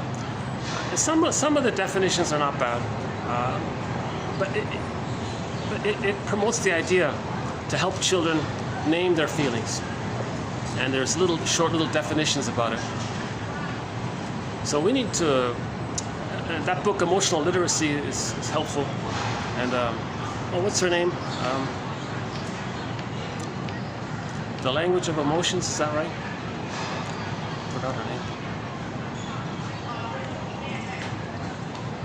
Okay, so as a child, they had a deep imprint that they're not supposed to know that they're angry. They were gaslit so hardly by their mothers. Later on, they don't know that they're angry. So they go through life coaxing others, inducing others to be angry, and they don't get it. Finally, they're meant to see, oh my God, did I contribute to this? Did I do these things? One example was the salt, right? The woman was daydreaming and she just kept putting too much salt in the food, knowing that the husband hates salt. And the husband was enraged. You're doing it again and again. You know I don't like all this salt. Oh, I forgot. Really? Oh, I didn't know that. You never told me that. Every night we have this argument. Every day we have this argument. Oh, I don't know what you're talking about. But maybe she kind of just blanked out because she's in this compulsion to get the other guy, get the husband to express her anger. So it may be unconscious like that. Yeah, they drive their husbands insane. Passive aggressives are procrastinators. Breaking promises all the time, late all the time, the do it laters all the time. Sometimes they're couch husbands or couch wives, the forgetful ones. They're passive in whatever. There's a list of ways a person can be passive aggressive. Lateness and not showing up. Forgetfulness. Crow, can you help me out here, Crow? What are some examples of how people can be passive aggressive? The Crow is being passive aggressive. He's not telling me. Okay, so silence, not talking, not wanting to talk. That can be passive aggressive. You see, it just helped. Huh? I referred to the Crow and it triggered.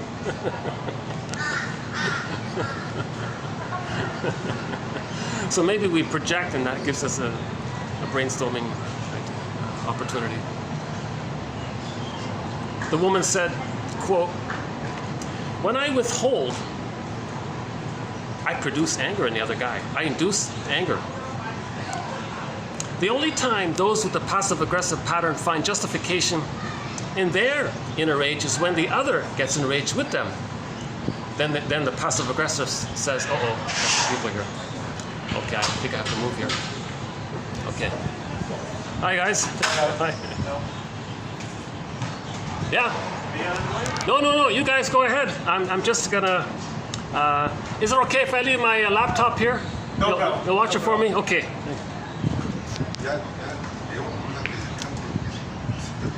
Okay.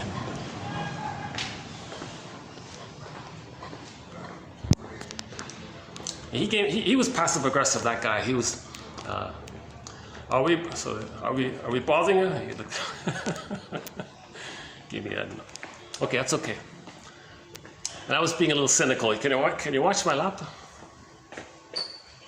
It was minor, very very minimal. It wasn't. Let's see. Oh, maybe I can go back upstairs. Hold on a sec. I see. So that was the smokers area that was in. Now I get it. Okay.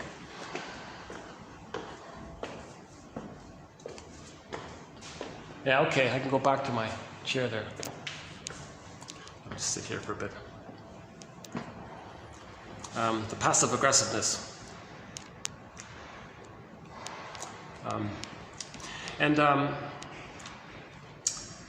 One author, Joan Lachkar, L-A-C-H-K-A-R, Joan Lachkar, has a book called How to Speak to Narcissists. So this quote comes from that book. And she says that there's a lot in common between the BPD pattern and the passive-aggressive pattern. And she implies, didn't say it directly, but as a question mark, it seems like the passive-aggressive pattern is the covert or closeted or the secret BPD pattern. So they're the introverted BPD pattern. So the BPD pattern is overtly angry and dramatic and all that. Right? The passive-aggressive gets others to do those things. They have it within, but they get others to do it. So the passive-aggressive is also BPD, but they find proxies for them, right? Just like in the narcissistic pattern, you got the closeted types who bask in the glory of other people expressing their narcissism. So the exhibitionist is the proxy for the closeted guy with narcissism. So maybe the passive-aggressive, it's a similar kind of phenomena. They get others to be erratic, emotional, impulsive.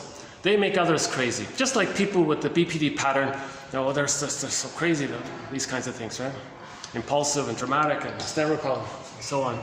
Oh, it's boiling in here. Let's go out of here for a bit.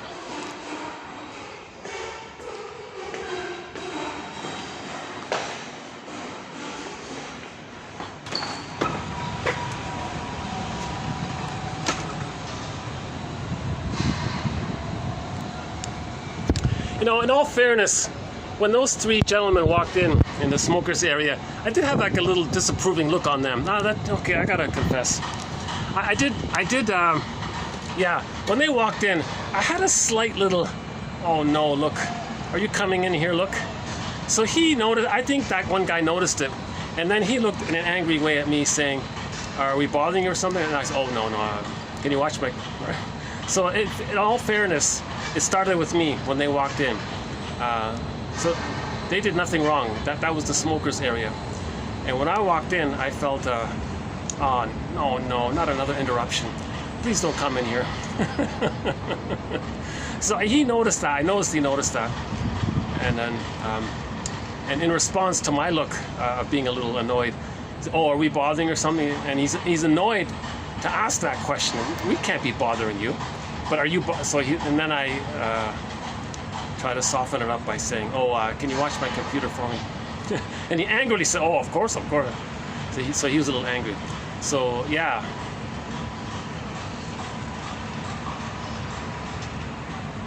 See, it bounces back and forth like that, right?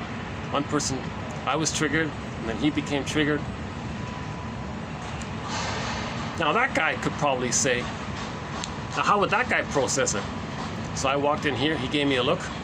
I did nothing wrong. So why would he be triggered at just a harmless little slightly annoyed look on my end? Why would he be upset? Then maybe that guy can say, oh yeah, when I was a kid, I got disapproving looks and I was angry by that. So he may process it that way, right? That's not bad up here, yeah. It's nice to sit down. How's the time here? Okay, we still got time, all right. Let's stay up here a little longer. So, okay, so the BPD pattern. At the moment, I'm still going with James Grotstein's take on it. James Grotstein. We have a lot of good quotes from this author. Thomas Ogden and James Grotstein have been very helpful in 1001 Windmills of the Mind. So, he calls the BPD pattern the Swiss cheese version of the narcissistic pattern, where when they go into the hole, they regress back to the bully pattern. Okay, so the bully pattern springs forth when the baby's traumatized, where he didn't get the egg. Remember the egg, the extended bliss, the extended paradise? That the bully pattern comes from there. The Iago pattern comes from there. Okay. So the bully pattern, very aggressive, wants to frighten others to be lackeys and control them and don't leave them. So very bullying, and so he's still looking for someone else to play symbolic breast mother for him. So he's very demanding, and because so the bully pattern is in relation to not getting their symbiosis. So the bully pattern basically means, theory is that they were prematurely ejected out of the paradise with the mother, and they're trying to recreate it with someone in the present. And others don't like it, they leave, they find others, they demand, so they're very demanding, and then their slogan is, find me somebody to control. I don't want love, I just want the response, because that's getting some response from the mother through the proxy of the lackey in the fantasy. They're getting the response from the mother. It's better than no response from the mother, you know. So that's their sort of attachment that way. That's the bully pattern. Now the narcissistic pattern is, they did get the attachment with the mother, but it's negative and they can't get out. They can't leave the mother. Now, the narcissistic pattern is pretty tense, like it's very tight. They're constantly cynical, they're constantly angry at being one with the mother. So they're pretty consistent in their hate and their negativity. And they're pretty stable that way, because they're constantly negative that way, negative humor, all about them, looking out for number one. They're pretty consistent in that kind of a toxic masculine area. So both types, the bully pattern, the Iago pattern, narcissistic pattern, they're all considered the so-called toxic masculine, different variations of it. So the narcissistic pattern, they have the mother, whereas the bully pattern, they're angrily searching for the mother. The narcissistic pattern, they have the mother, but they're angrily trying to get out of the negative tar pit adhesiveness with the mother. They're trying to break free from her, but they are her. They don't know how to get away from her, so they're always angry. The bully pattern is more aggressive to get a mother. The narcissistic pattern has the mother, but they want to leave. So the BPD is a flipping back and forth between those two patterns. So the BPD sometimes they can be consistent in their negativity, like the narcissistic pattern, but Swiss cheese version, there's holes in it, there's extra traumas going on. So they can be reminded of when their narcissism didn't work, then they regress back to the bully patterns. That's why they're more chaotic and more dramatic. Then when they succeed, I guess, then they can go flip back to the narcissistic pattern. The hole again, they fall back. So that's why it's very chaotic like that. So the BPD pattern is the Swiss cheese of the narcissistic pattern. Now that's for the lower functioning BPD. Now the higher functioning BPD is the Swiss cheese codependent pattern. So some people do separate from the mother. Love and gratitude have started to enter the psychological picture between 18 months and 36 months. Okay, empathy and the ability for relationships have started to enter into the psychological picture, but it's not complete. They're the clingers, they're the pleasers, the codependent pattern. So the codependent pattern and the pleasers and the clingers, you know, they have empathy and tenderness, they have some of that, but they're also like children, and they over-idealize others. Now the clinger still holds on to the original I'm not okay, you're okay. Whereas those prior ones, they didn't do that. They identified with the aggressor and say, I'm okay, you're not okay. So when the Iago pattern, the bully pattern, and the lower functioning BPD pattern, okay, they say, I'm okay, you're not okay. Now when they say you're not okay, they're talking about themselves seen onto others. The codependent pattern didn't cross that line. They still hold on to the original feeling that they're no good. So their MO is, I'm not okay, you're okay. Because they're still looking for the good mother to complete the process. They're stuck between 18 months and 36 months, where the prior ones are stuck between birth or pre-birth and 18 months. Let's just say birth and 18 months, right? So if there's a Swiss cheese in their clinging pattern, if their pleasing behaviors doesn't work, if their placating behaviors doesn't work, then they can Swiss cheese, they can regress back to the narcissistic pattern. So now they can be very cynical in their narcissism. And if that doesn't work, there's Swiss cheese there, it can go back to the bully pattern. Now when the codependent one regresses back to the bully pattern, they don't hurt others, they tend to hurt themselves. Right? They'll binge eat or do something self-destructive because they think they're not okay and others are good. Now, in the lower functioning BPD, they're going to be aggressive towards others. But in the higher functioning BPD, they're going to be aggressive towards themselves because they still have the belief that they're not okay and others are okay. Ironically, as painful as it is, the higher functioning BPD, they're feeling more pain, but it's closer to the reality of their life. Whereas the other ones, they're more in a diluted, angrier state, or they identify with the aggressor, make a deal with the boar queen. They marry the boar queen, basically. Where the codependent pattern has left the boar queen. The other ones are married to it. So for more on that, check out the last video about the boar queen, White Bear King Balamon. So, the passive-aggressive pattern, if the passive-aggressive pattern is the covert or closeted or secret BPD pattern, then we can say that there's a higher functioning passive-aggressive pattern and a lower functioning passive-aggressive pattern. The lower functioning passive-aggressive pattern, they're crazy, mate. They make other people crazy because they know how to induce, they know what will upset you. They can read people that way very well. The higher functioning passive-aggressives, there's more of a relationship. They might apologize if it's brought to their attention. So that it's more workable that way. The codependents have relationships, care, and empathy. So the higher functioning codependents,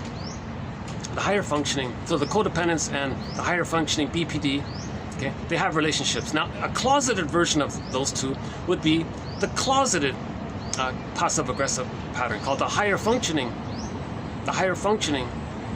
passive-aggressive pattern, being an inside version, a covert version of the external codependent pattern, or the Swiss cheese of it, called the higher functioning BPD pattern. Okay. So those three have relationships and they're not as crazy making, let's say. But the lower ones, can be like that. So just the hypotheses about the passive-aggressive one. Okay, let's see if those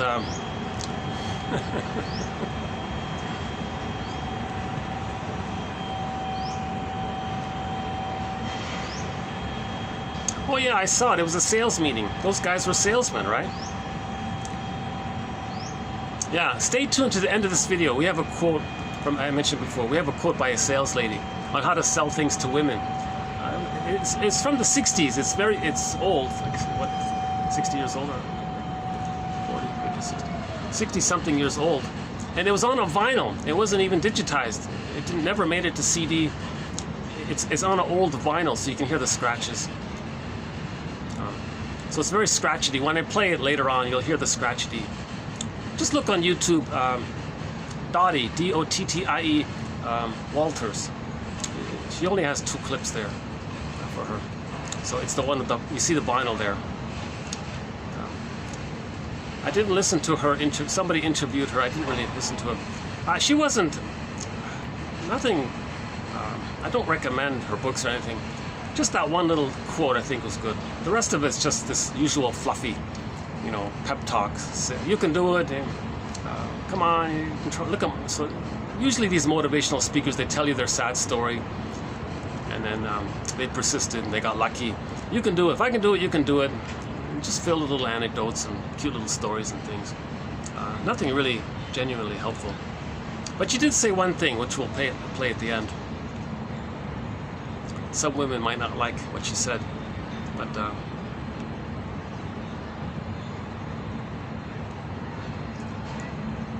okay, let's finish that one about passive aggressiveness. Okay, hold on.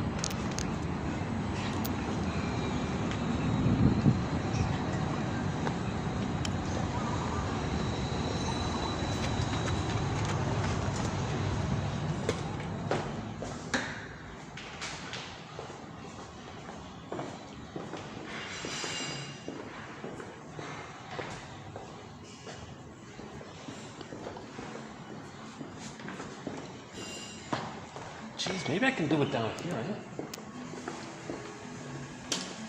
But see, okay, hold on. Let me take a quick peek here. What is all this? What's over here?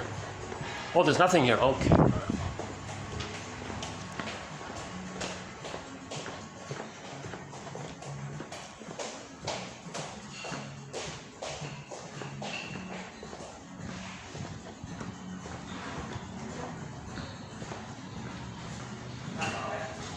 Still there?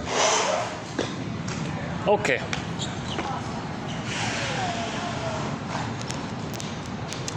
Let's continue. Oh, they found the ashtray. I moved the ashtray. Oh, they found it. Okay. I don't know about smokers. We don't have a thread. We don't have a thread on smoking.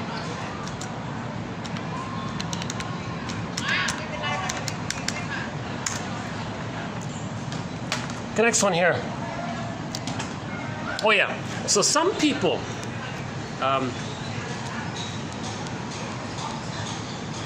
when they succeed in triggering their partner to getting angry, some people then say, okay, now I can express my anger, my real anger, onto them. I triggered them to be angry to give me the chance to express my anger and look good at it and feel righteous about it. And they may say, well, you triggered me in all this. And I don't know what you're talking about. Your reaction is unreasonable. Well, come on, you did it again and again. Every day we do. Well, I don't like how you're talking to me now. No one's going to talk to me like that. And she has a list of shaming sentences that it further expresses their anger. So first they induce the anger in the other person. Now, while they're angry, they say shaming things to them to make them more angry. And then they're arguing all the time. So here it is again. The only time those with the passive-aggressive pattern find justification in their inner rage is when the other gets enraged with them. Aha! Now I'm entitled to get mad and to express myself. Okay, next one here. The passive-aggressive bonds through displacing responsibility and creating anger and frustration in their partner through what's called projective identification, an unconscious process of communication of intolerable feelings translocated into the object. So it's a real mystery about this kind of thing, projective identification. The passive-aggressive person has anger within, but he's not aware of it. He's going to see, believe, attribute, think, selective attention, selective disattention inward, selective attention outward. He's just going to magically just project his own anger onto the other person and say, you know, you're very angry. So in his mind, he'll see them as angry people. Now he gave them an identity. Projective identification. Project, assign them the identity. Now they believe that they're interacting with an angry person. They have that identity. They made up that identity. Okay, so quote, people give you identities for their psychological purposes. So their psychological purpose to give their partner the identity of being an angry person is so that they're not aware of their own anger. They want to keep it repressed because they're afraid of what happened in the nursery. They didn't know they could express their feelings. So now they have the belief that the partner is an angry person. Now they're going to interact with them with that belief. Doing so puts pressure on the receiver, as if the receiver says, you know, you're always interacting me with the assumption that I'm somehow very angry or something, but I'm not. But you having this assumption about me, I feel this pull, I'm feeling annoyed by this. Aha, I knew it. Yeah? So that's projective identification. Projective identification, a major threat. It all goes back to the nursery. Baby's nursing, the line is there, baby has distress, mother picks it up, she responds in a positive maternal way, in a soothing way. The baby is soothed by the mother's response. The baby's brain is malleable, quickly expanding in the first year. The neural networking is being laid down based on the connections, relationship connections. So the relationship networking, okay, leads to the neural networking. The interaction with the mother soothes the baby. The wiring is laid down based on that experience. Once those tracks are laid down, then he has a regular ability to soothe himself. Okay? If that's failed, later on, he wants to goad others, trick others to be angry. Okay? Because in the nursery, the mother never soothed their anger. So they want to later on get others to be angry. Now the person in the present says, this person's trying to induce me to be angry. That means that when they were nursing, they weren't soothed around their anger. I see. So what I'll do is I'll invent a time machine. I'll invent a morphing machine. The two of us will go in the time machine. We'll bring the morphing machine with us in the time machine. We'll go back to the nursery. I'll morph into her mother's young mother. I'll morph into her mother's titty. Okay. The person will be the baby again. I'll be the good mother that my partner needed. They will get the wiring laid down. We'll hop back in the time machine, come into the present, and the morphing machine will morph us back into the present. Now my partner will have the wiring. Now if they have the wiring based on the positive experience just provided in the fantasy time travel, then they don't need to goad me to be angry because they can soothe their own feelings, because somebody soothed their feelings in the nursery. So a major threat, projective identification. Okay, passive aggressives don't know how to make an I statement. They insidiously provoke their partners to make them the angry ones. Okay? They insidiously. So they have these subtle little ways. Their antenna is very sensitive. They know what to do to upset you. See? So if somebody's doing that, you have a clue. If somebody's passive aggressive towards you, some people talk in a very exaggerated, slow tone, and they pause and they're waiting for you to get annoyed or something. See, they make you wait all the time or something, or whatever it is, they'll insidiously, intuitively know what to do. So the receiver can say, oh, okay, so the bottle was used. Right? The bottle was used. Meaning that when they were angry in the nursery, the mother didn't soothe them properly, so they don't have the wiring laid down. Repetition compulsion, they want to goad others. Again, repetition compulsion. The fantasy is you want to reenact it, replay with others with the fantasy that you can change the past. It's not going to work. But the person doing this gets a kind of secondary gain. They feel important doing it. They maintain their status quo of keeping their anger repressed. They're going to try harder and harder. They're going to be more and more devious. Dottie Walters, they're going to be more and more devious in their methods to make you angry. Next one here. The role of the therapist in treating passive aggressives is to wean them away from the role of victimized child. Okay? So passive aggressives were victimized children, and they're replaying it. She calls it silent aggression, passive aggressive. Again, the role of the therapist in treating passive aggressives is to wean them away from the role of victimized child and its, quote, silent aggression, and show how their partner can easily be duped into playing the role of the caretaker. Quote, if you are the silent communicator, then you are telling me to be the provider for you, since I will be the one to do all the talking. So it recreates. Okay? So in the nursery, if the mother was an abusive mother and the child was victimized, they're going to recreate it. They'll make the partner shout and be the abusive parent, and they're the victimized one. So they're replaying it. Repetition compulsion, they're going to replay it. He was showing me, the client was showing me how it felt to be a child waiting for a dysfunctional father. The client made me into him, a small toddler waiting around for a dysfunctional father. An unconscious reenactment, communication to me from his unconscious. Okay, so Miss Lachkar here, Joan Lachkar, in her book, How to Talk to a Narcissist.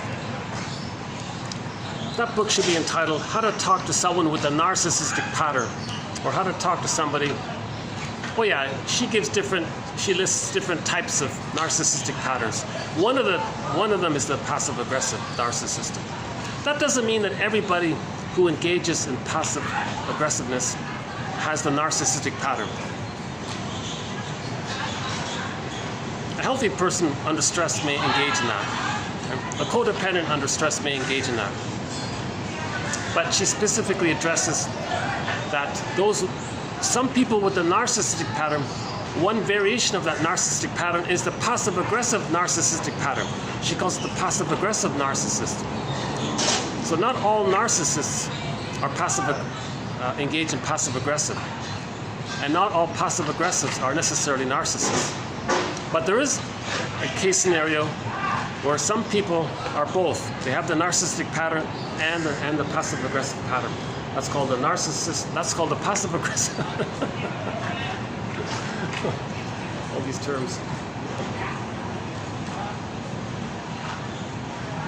Oh yeah. So the example she gave in the book was the client as a child had a dysfunctional parent. And this dysfunctional parent always made the child wait. You wait. So she did a lot of waiting in her childhood. Just sat around waiting all the time. Okay? So now that person grows up, has the therapist there. The client acts like that father and makes the therapist wait just like she waited when she was a child. Therapist picks it up. Okay, you're reenacting what happened to you. You're seeing me as your wounded child, because what she would do was always come late, not show up, be late again, not show up. She kept doing these and the client and the therapist was always waiting for her. In every session, there was always some kind of delay or wait or cancellation. She did it again and again and again. And so she was trying to induce the therapist to feel what the client felt as a child. The client identified with the aggressor. The client was acting like the dysfunctional father, doing to the therapist what the father did to her or the mother did to her, that kind of thing. And she didn't know it. And she explained this is a communication. What you're doing is a communication to me from your unconscious. Your unconscious is communicating to me. Your trickster there, the puppet master there, your double self, your secret self, your unconscious self, the id energy. Okay, this drive for healing, it's this drive for communication. Okay, this id energy is communicating by getting you to replay what happened in childhood with me in the present. You're creating a staging thing here to communicate what happened in the nursery. Next one. Yeah, upstairs, as we talked about. Is the passive-aggressive pattern basically a covert or, quote, secret version of the BPD pattern? Okay, let's do the sales one here.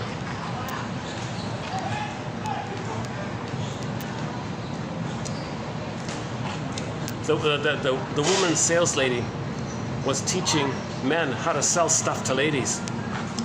So she said to the guys, the first mistake men make in trying to sell women is that they endeavor to understand them. Frankly, women do not want to be understood. The mystery of women, you protest so roundly, is something we realize is essential to our charm. Okay. If you understand the workings of our minds, we fear you'd love us much less. So, the more you press to understand us, the more devious we become. Again? Here, okay, instead of me reading it here, let's play it directly from her, from the vinyl here. Hopefully you can hear it. 2 words in the title of this recording, 7 Secrets of Selling to Women, are usually considered as synonymous, women and secrets. The unusual feature is the fact that secrets are being revealed, but the author, Dorothy Walters, is an unusual woman. A few years ago, she and her husband, with 2 small children, faced an economic crisis. It was necessary to augment the family income. Dorothy, or Dottie as she's known to thousands of friends, met the situation by discovering within herself a tremendous talent, the ability to sell. I'll play this again. Since that time, through cultivation of her talent, she's enjoyed dynamic success in the fields of advertising, sales training, writing, and lecturing. Surely no other person, male or female, is more eminently qualified to reveal the 7 secrets of selling to women than Dottie Walters. For centuries, woman has been like the Sphinx of Egypt, an eternal mystery to men. Men have cursed her, loved her, enslaved her, worshipped her, but they've always been mystified by her. Now in our modern commercial world, men must try to sell her. Since today most men sell their products or services either directly or indirectly to women, the key to the mystery of why women act as they do is important to every sales organization. American big business is ardently pursuing the American woman customer. All sorts of specialists are being enlisted and millions spent in the quest for the enigmatic, glittering prize, the female buyer. And as if this were not hard enough, men must also sell women no matter where they go, in their homes, in their offices, and in the offices of their clients. Oftentimes, selling the wife of a prospect will turn the trick of closing a sale. The purpose of this recording is to unveil the 7 secrets of selling to all women. You see, the fundamental difference in men's and women's sales techniques can be explained in this way. A man accosted by a fierce dog will say, "Nice dog," while he gropes around for a pick rock as a weapon. But a woman, faced with the same problem, will call softly, "Nice doggy," until the poor brute is convinced that he is an utterly charming dog. So in order to sell a woman, you must beat her at her own game. Ever since Eve sold Adam the apple, women have been the experts at persuasion. When you don't sell a woman, remember, she has sold you on no. The first mistake most men make in trying to sell women is that they endeavor to understand them. Now, frankly, women do not want to be understood. The mystery mystery of women you protest so roundly is something we realize is essential to our charm. If you understood all the workings of our minds, we fear you'd love us much less. So the more you press to understand us, the more devious we become. Actually, understanding is a woman's job. A man complains, "My wife doesn't understand me," and feels wronged because she does not. The truth is, she probably understands him all too well. So, let us women do the understanding, while you men practice these 7 secrets, and we'll buy whatever you want to sell us with enthusiasm. That was a very convincing sales pitch, but the product is just frivolous fluff. So the 7 secrets, it's just fluffy stuff, right? Chicken soup kind of stuff. So I'll play it again. Let's highlight a couple things. So one she said was, so the teaching point was, if a man encounters a scary dog, the man will look for a rock or something. If a woman encounters a scary dog, she'll talk sweetly to the dog, tell him what a nice dog he is, until finally the dog believes it. So she said, men have to do that. Men have to beat women at their own game, she said. So men have to be like that, to flatter them and placate them and appeal to them and make them feel special, important, needed, wanted, included. Those are the 7 secrets, or those kinds of things, right? So then she said, oh yeah, well, Eve was quite a sales lady with Adam, right? Adam took a silly example. But since that time, it's been like that. So she makes the argument that, I think, okay, let's just play it again here.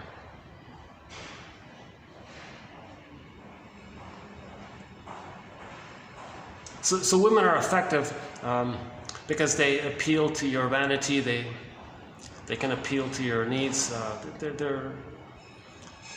Now, they don't want to be called out on their passive-aggressive, their narcissism or the passive-aggressive techniques.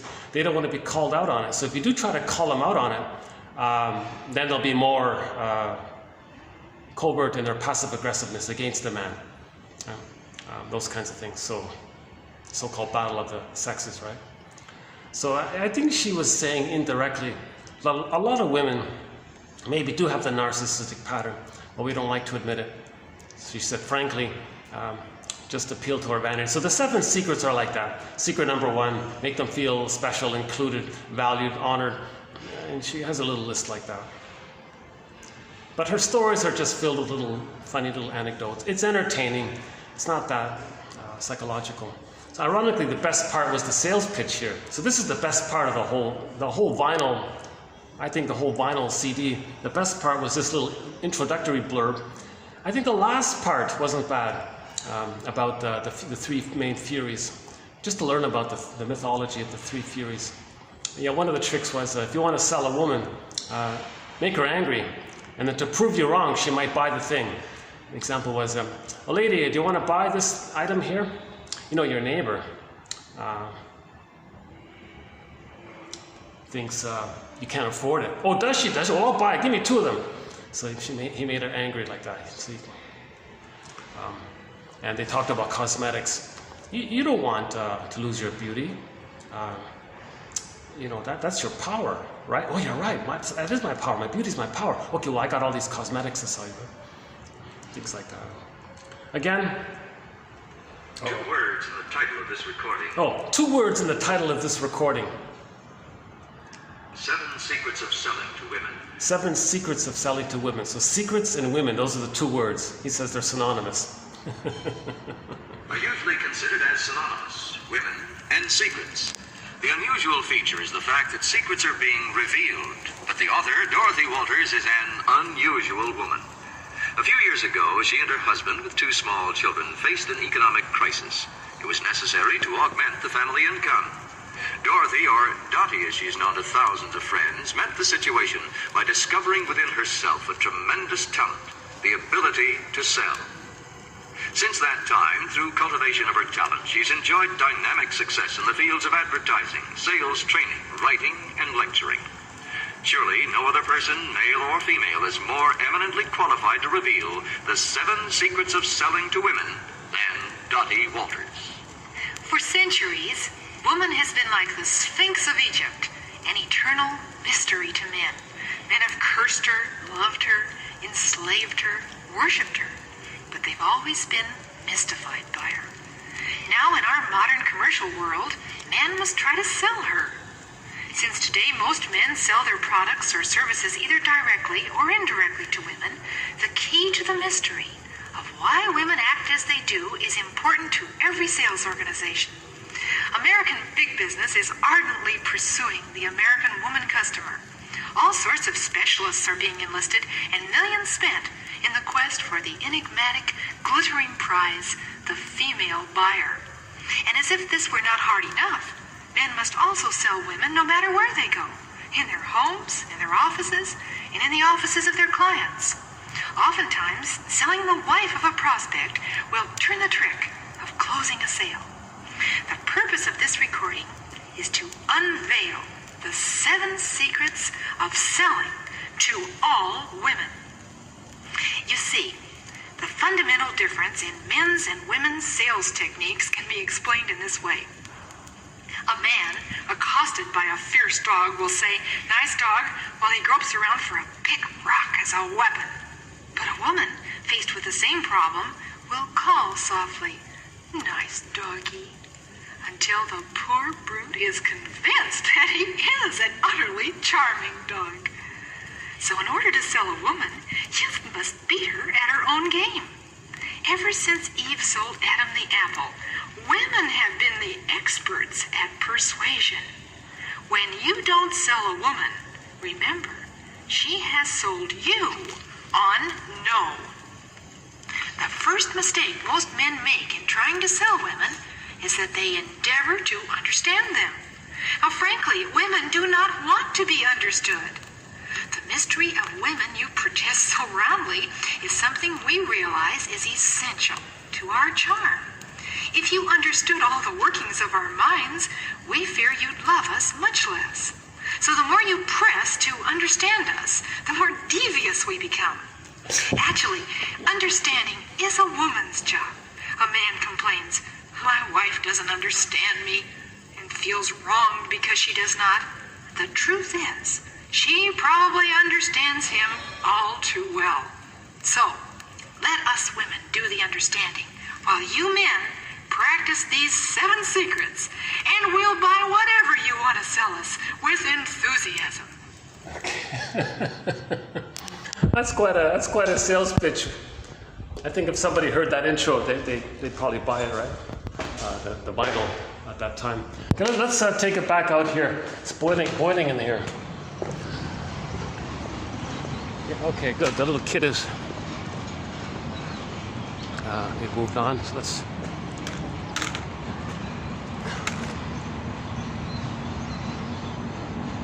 Okay, next we'll do some quotes from. Next will be just some general quotes. Okay, let me get my bag. Hold on, let me put this down here for a second. Okay, give me 2 minutes to get my bag from downstairs. Hold on a sec.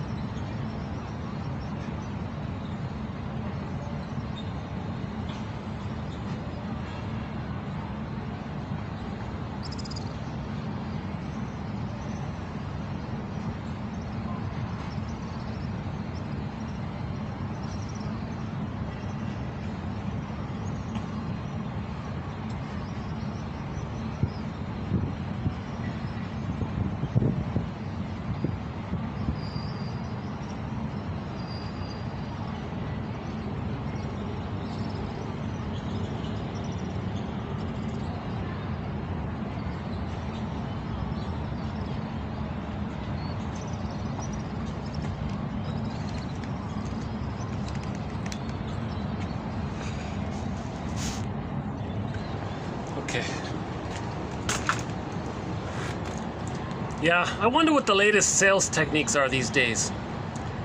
The sales conference is taking place downstairs. I wonder what. So in the 50s, to sell women, the cigarette company said, "Torches of freedom. Dear ladies, do you want your freedom? This cigarette is a torch. It's for you light it and you're free." That appealed. Okay, let's continue here. In general, some areas for consideration in the therapy process. The therapists look at it. They look at repetition compulsion. Okay, synonymous with trauma. We repeat the childhood interaction with others in the present because of the pain we're feeling. We're doing it in search for memory and feeling. We repeat because we don't have memory and feeling and identity. Once we do get them, we stop repeating. Projective identification, mentioned earlier, coaxing others to express what you can't feel. The so-called alliance, meaning if the client is in a transference neurosis, if they completely transfer the childhood past in the present, and they're deeply reliving it in the present, and you point it out to them and they don't get it, then you got to convert transference acting out into just regular transference and working alliance. The two agree to work together as a team to help the person unpick the threads of their traumatic script and then use those threads to weave a new, healthier script. This issue on linking, when there's trauma, things are fragmented. So when we're healing, we're trying to link. But as a defense mechanism, to not feel, things are fragmented. The jargon is attacks on linking. Another area is negative therapeutic reaction. Some people don't want to get better because they think that means they've given up on trying to save the mother, so they don't get better. Dysfunction means you're still trying to save the mother, protect the mother. Because if in your fantasy, if you do save the mother, then you'll get your paradise. Failure of reparation. Okay, that's key. When we forgive the parents by seeing the two sides, then we move into reparation. Okay, we have the psychological structure for reparation. The baby feels badly to hurt the one he loves. So that's in the template. We feel badly if we make a mistake. We want to repair. Traumas which we don't remember, which we need to come to terms with and integrate. Transference becomes an invaluable instrument for the interpretation, reconstruction, and working through the client's psychological difficulties. So transference, okay, the therapist becomes cast in the role of the client's innocence. The client identifies with the parent, does the therapist to replay what the parent did to them. Or the client sees the frightening mother on them. Or the client identifies with the aggressive shames. The therapist, that's hocus pocus, double focus, then says the therapist is so bad. So we give transference interpretations. If the person refuses transference interpretations, if they never work, that's called a transference neurosis. So that's the first priority. Convert transference neurosis to just regular, to a regular place where a person can understand the concept of transference. And now you have a working relationship called the therapeutic alliance.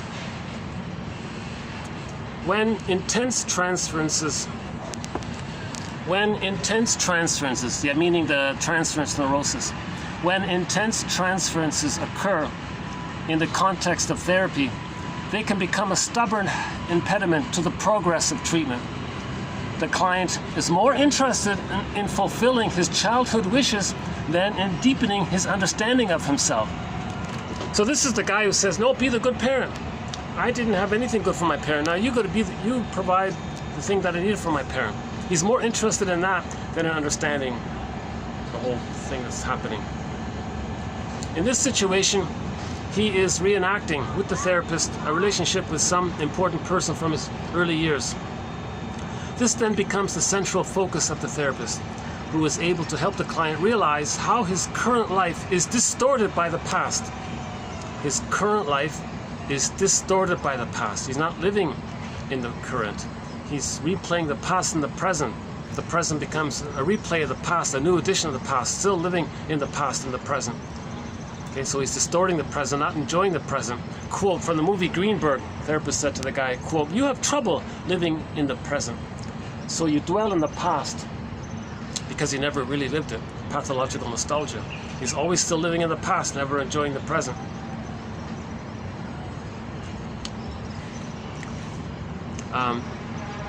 Okay, this then becomes the central focus of the therapist, who is able to help the client realize how his current life is distorted by the past, how the puppet master is making him live the past again and again. By the inner child he once was and who still lives within him. Okay, so transference is seen as a resistance to remembering. Okay, so when we act it out, we're not verbalizing, right? So we're not remembering. Although at the same time, transference is an attempt to remember. We're searching for memory. Transference is also a distortion of current reality. The therapist says, "Is it possible you contributed in some way to this situation?" So the girl who put too much salt and the guy got angry. "Is it possible you contributed in some way to this situation?" "I don't know what you're talking about. I just put the normal amount of salt." "But you know he doesn't like salt." "Oh, I thought everybody has to have a little bit of salt. What are you talking about? Nonsense." "But didn't you hear he doesn't like it?" You see, "Is it possible that you contributed to his anger?" "I don't understand what you're talking about. It's nonsense. How could you say, I'm a good mother, I'm a good cook. How can you imply such, how can you dare apply such blasphemy?" So she'll turn it around and say, and make you feel guilty for questioning her cooking skills. Okay, so that's the devious way, right? And that's Dottie Williams. I think that's what she meant. Next one here. The more indistinct the therapist appears to the client, the more it's possible for the client to endow him with the characteristics that he had habitually observed in the important people in his childhood and toward whom he developed enduring attitudes, feelings, and fantasies. Theory is the more neutral the therapist is, the more the client is going to fill in the gaps and project. That's why some therapists say it's better just to be real.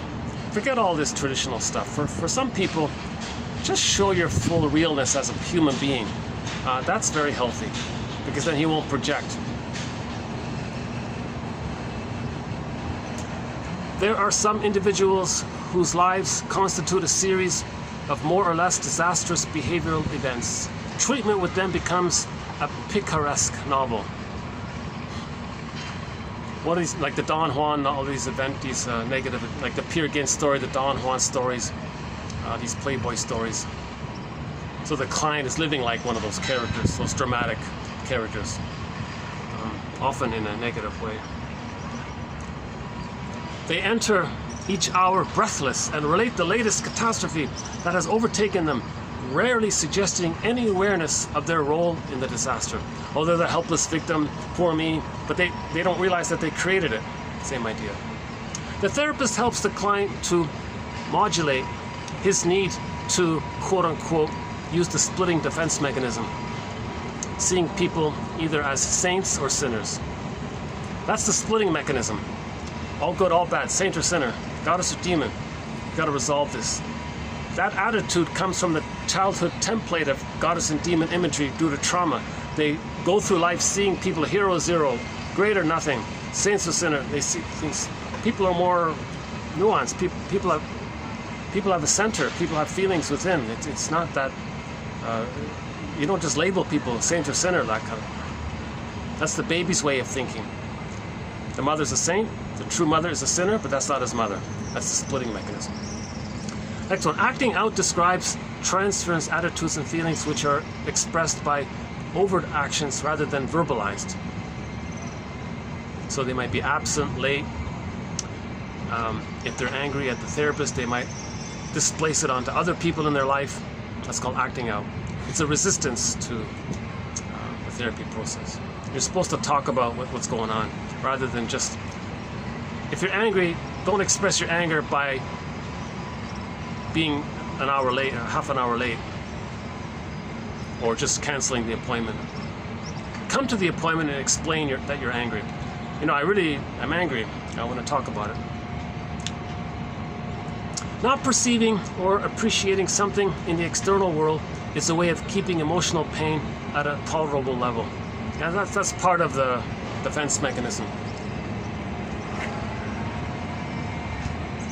Passive aggressive. That's part of the passive aggressive defense mechanism. I didn't see it. I didn't notice it. It's important. I didn't. The client's resistance can be seen when he floods the hour with irrelevant matters. Yeah, so one way to resist the therapy process is just to flood the hour with red herrings and straw man arguments, unimportant or distracting things. Humor can make a point with impact and concisiveness, but at the same time, unfortunately, sometimes humor is a common way of thinly masking hostility and narcissism. Yeah, so the cynic is there, right?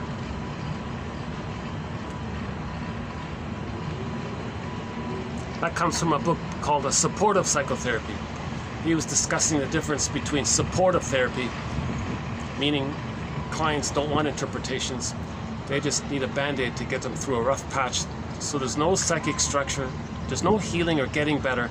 It's just a life, it's just like a band-aid to get them through a phase. That's called supportive therapy. Versus the more analytic one, which wants to get better. So the traditional question is, do you just want to feel better or do you want to get better? If you just want to feel better, you go to a supportive therapist. They're there now. I don't find that supportive. Somebody made a good point. That term, supportive therapy, is a contradiction, is an oxymoron. If you're supportive, you're not. In therapy, if you're supportive, that's not therapy. Meaning if you're just going to step into the role of good mother and make them feel better for a little while, that's not therapy. Therapy is healing.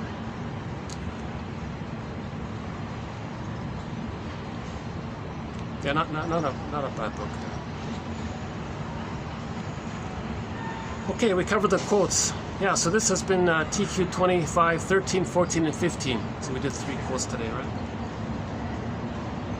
As usual.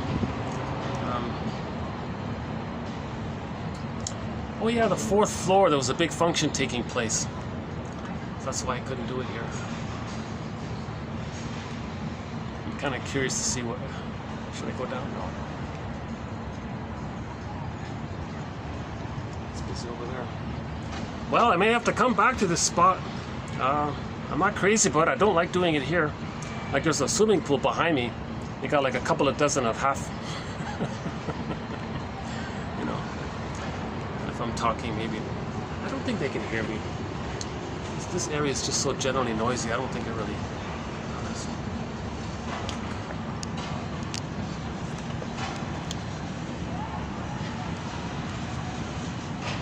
Okay, so we want to provide transference interpretations. You're letting me know what kind of mother you had. You're letting me know how it felt to have this mother. You're replaying and reenacting what happened with your mother here with me. And you're doing it over and over again.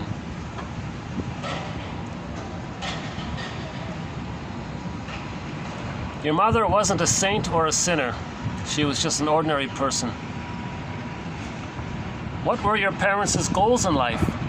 What were they trying to achieve beyond their role as parents? They're people.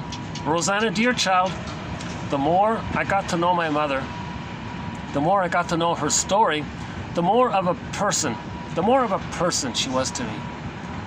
Can you define your relationship with your parents in a way that doesn't blame them or you for the feelings that went wrong? It's just a human condition. Wounded people, reenacting, confused. They didn't know what they were doing. They didn't know how to teach you what you needed to learn because they just didn't know.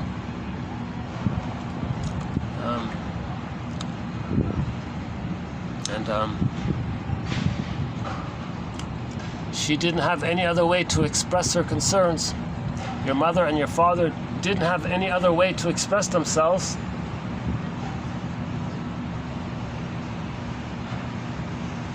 Okay, and we did a little bit about the passive-aggressive one. They don't know how to make I statements. So they make you angry. And you become a proxy for their anger. So again with the idea of proxy, right? If the passive-aggressive person is angry inside, they do these subtle little things to make the other person angry, then the other person is the proxy for the projector's anger. Okay? So proxy means someone else feels, expresses, or does something that's about you, that you're afraid to do, you don't want to do, or it's too painful to do, so you get someone else to do it. So the passive-aggressive person, the person with the passive-aggressive pattern, it's too awkward for them to make an I statement, but they feel angry within. Failed projective identification. The nursing cycle didn't take place. So induce, goad others to be angry. Now they are the proxy expression. They serve as a proxy for the projector's repressed anger. So the therapist wants to make you aware of this. Are you aware you contributed to this? Wean them off. Wean them off their role as victimized child, because that's a victimized child doing it. Projective identification means they're a victimized child. So you always goading others to feel for you, you're still playing the role of victimized child. To play the role of adult, make an I statement. 2360. Susan Campbell. 2360. Yeah, and teach the projector, you're very skillful at making your partner angry. He's easily duped into being the proxy for you. And when you're doing this, he picks up the message that he should be the responsible parent and you're the angry child when you're doing this. And then when you finally make him angry, then maybe sometimes you feel justified to express your anger. So you're just compounding the problem. So passive-aggressive acting out, and then aggressive acting out. Where are the I statements? Make I statements. They talk about what happened in childhood. TQ 2360.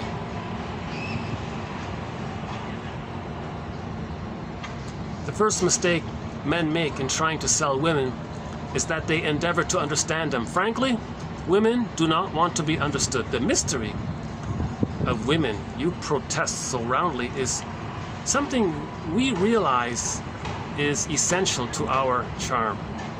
Manipulation, charm. Appeal, charm. Okay? So if the woman makes herself a little unavailable, mysterious, unavailable, that triggers for the boy, for the man, that when he was a boy, maybe the needed good breast was unavailable, mysterious, where are you? Okay. So in the self-help book called Why Men Love Bitches, that's an advice book telling women, be mysterious, be aloof, throw them a crumb, but then withdraw. Okay? So as a baby, sometimes the baby was satisfied, but then the mother was mostly dissatisfied. Well, be like that. Throw them a crumb and then withdraw. Be mysterious. Play hard to get, those kinds of things. Okay? Because that's what happened with the dysfunctional nursing experience. The mother played hard to get for the baby. So that's their power. Right? Women have power by this to compensate. For thousands of years, men exerting power over women. Women are now wanting to have their power.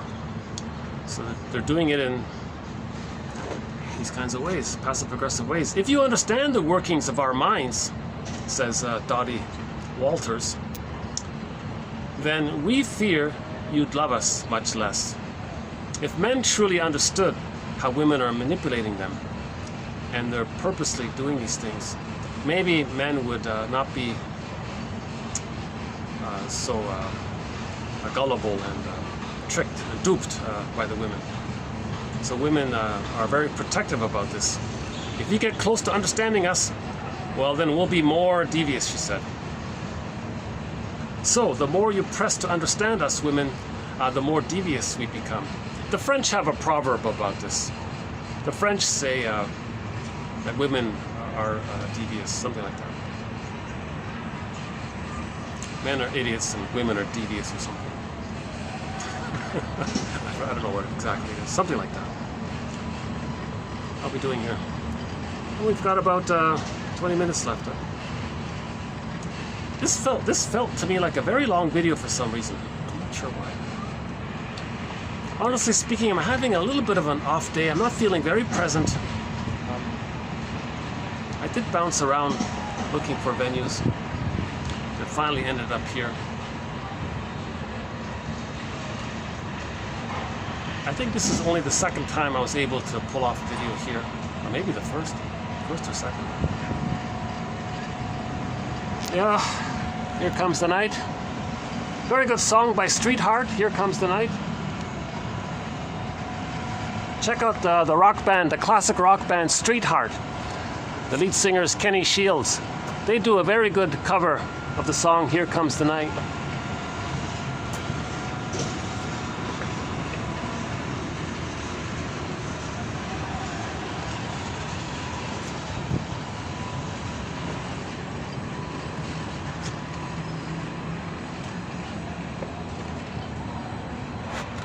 Well, since we're here, let's dig up a song here. Let's see. Hayfield.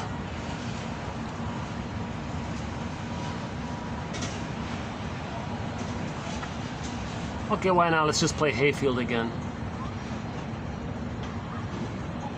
And Shell, one of our musical voices. And Shell.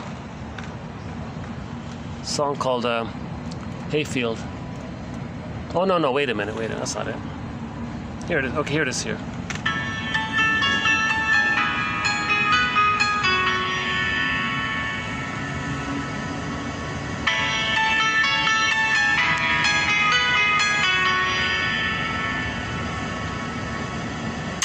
Waves of sorrows are crashing down on me. They pull me deep down to the ground. Dust and fog constrain my sad mind. Oh, how I'm stuck when my spirit and mind are bound. Bring me to the hayfield, place where I belong. Seasons past, tears were lost. All that's left is eternal trust. Bring me back where I belong.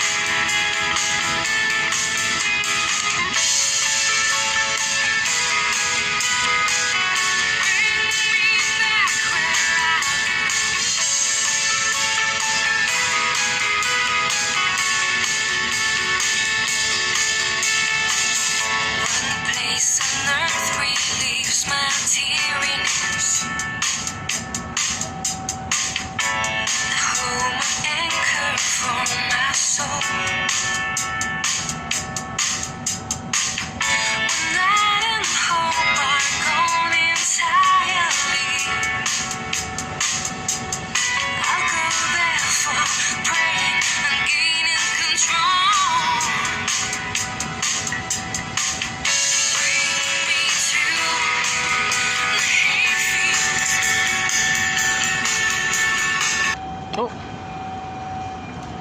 Oh, accidentally hit the power button. Okay, that's okay. You know what? We'll just walk around a bit, see any final thought. Yeah, that song called Hayfield. She was saying, you know, she found a nice place in nature, this field where she could really feel relaxed, recharge her batteries, kind of thing. 1 second. Put this down for a minute.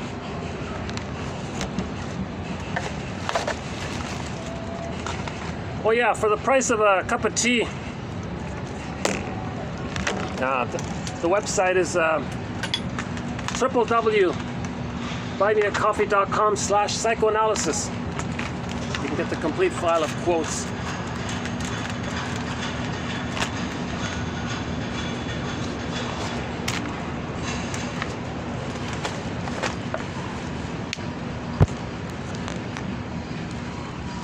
You know, I'm really curious to see what it's like at the pool downstairs. Hold on a sec.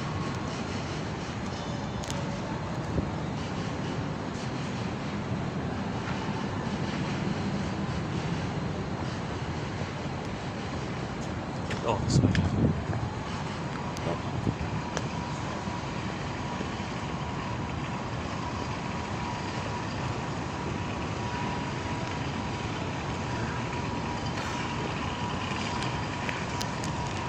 Yeah, we definitely need, I'm very keen on the idea of developing our thread on the passive-aggressive pattern.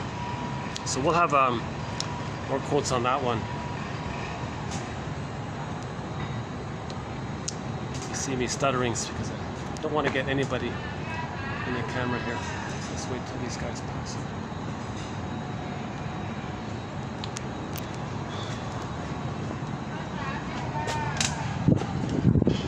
Oh, nice and cool here. All right. Oh, they've got a squash. Oh, look at that, huh? Goodness, a squash. I'm not too familiar with this lift. Oh, no. Let's take the next one. Okay, we'll take the next elevator.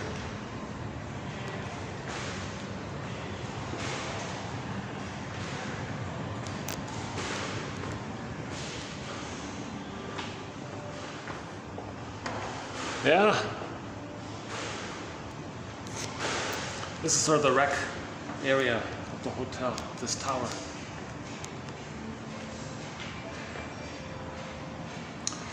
Yeah, passive aggressive. Underappreciated topic. We do have some, yeah, the fourth one. Let's check this out here. Going down. Oops. Okay, got someone here. Okay, let's do this here.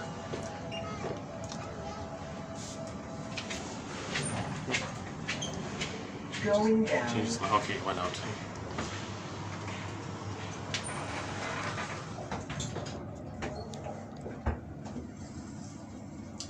That guy pressed the doors open. He tried to press the doors closed. Fourth. Okay, here we go. Let's check out a regular spot. Oh. Okay. Going down.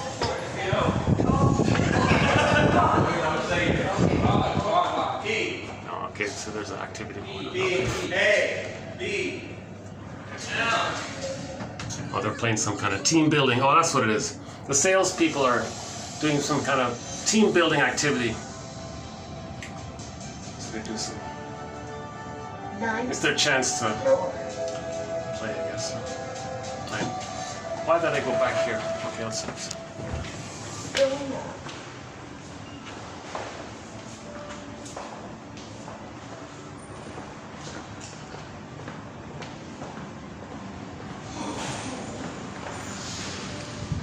Okay, let's just wait for the next elevator here.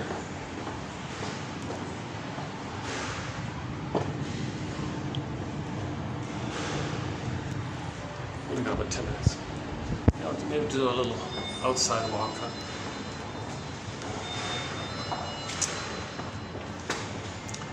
I forgot his name. Scott. Is it Wexler? Is that the one? There is a self-help book called The Passive-Aggressive Man. I think it's Scott something. Scott Wexler. Okay, here we go. Okay, let's exit here.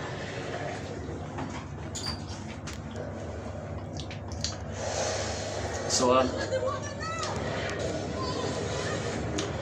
you know what's annoying about this elevator? You're in the elevator, and in the TV screen here, they're playing some kind of scary movie all the time. Some drama.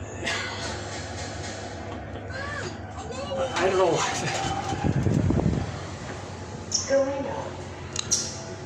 People are doing things upside down here.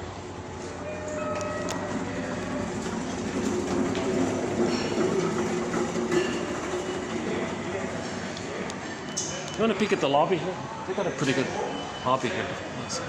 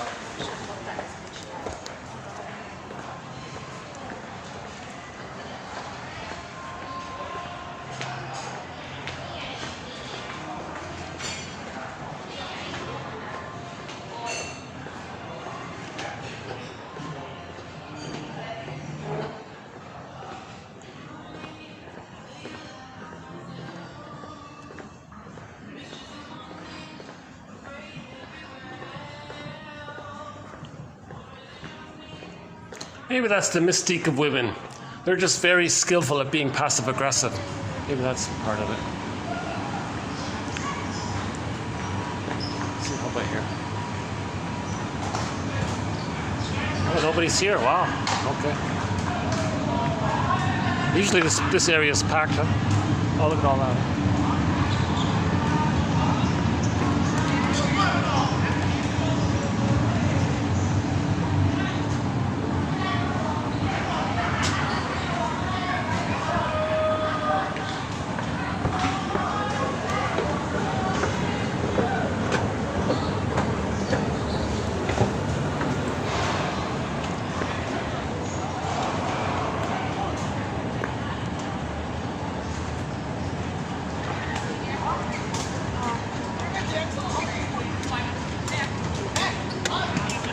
Oh. See, it's packed here at night, eh? Look at how busy this place is, eh? Jesus, eh? Okay. It's busy here, eh? Well, I don't really seem to have any sort of final thoughts here. Often at the end of a video, I just sort of try to free associate a little bit. But,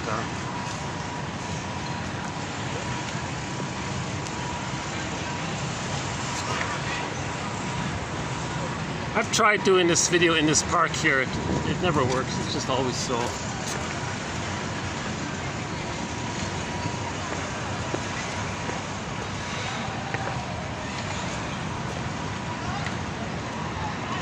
This is the only spot here.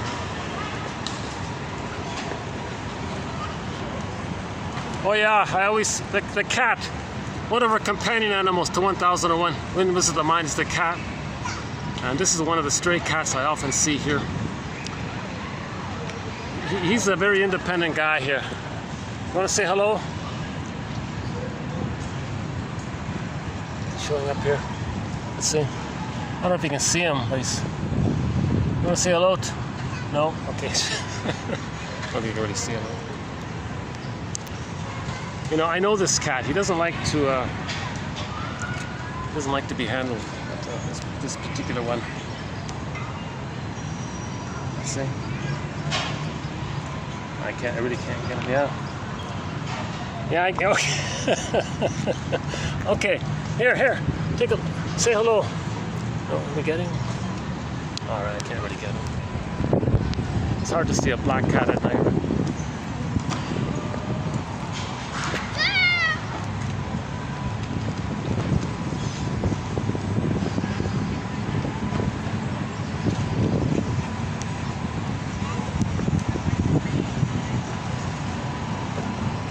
Yeah, that cat there, in my opinion, he's the most wounded one of all the stray cats. The other ones are friendly. You can pick them up or hold them or pet them or something. That's the only one that really kind of resists it.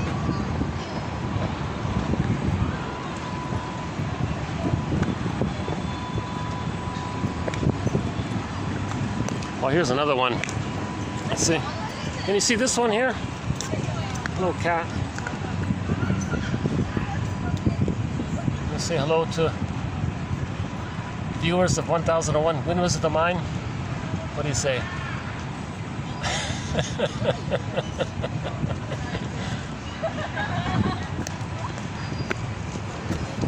No meow. Let's see if I can get some light here.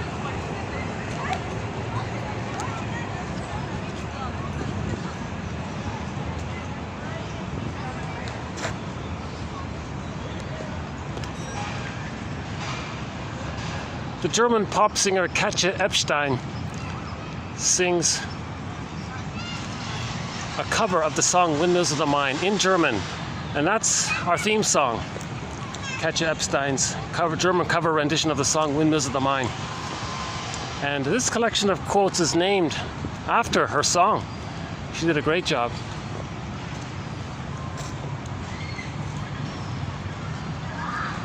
Okay, when I get over to that lit area, I'll finish the video.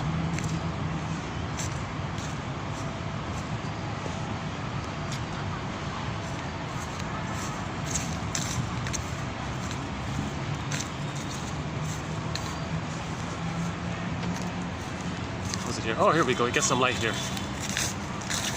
Well, any final thoughts here before we close this video?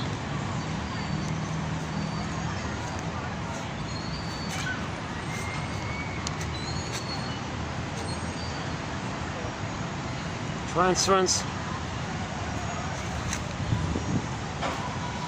Now, everybody transfers to some degree, partially. Nobody fully, 100%, perfectly sees the present, fully in the present. Everyone slightly transfers the past into the present. It's a question of degree. If the person is very emotionally charged in the present, and that charge comes from the childhood, that's transference. Sometimes it's instant. Sometimes it's instant, you know. Some people are said to be in a constant state of transference. They're in a constant state of transference neurosis. So they're challenged. They're so-called difficult people because so-called character issue. Their whole personality structure is based on a stuck transference neurosis. So they're not really enjoying the present. And they really believe that things in reality are reincarnations of the past, and they can't really tell the difference emotionally. What else?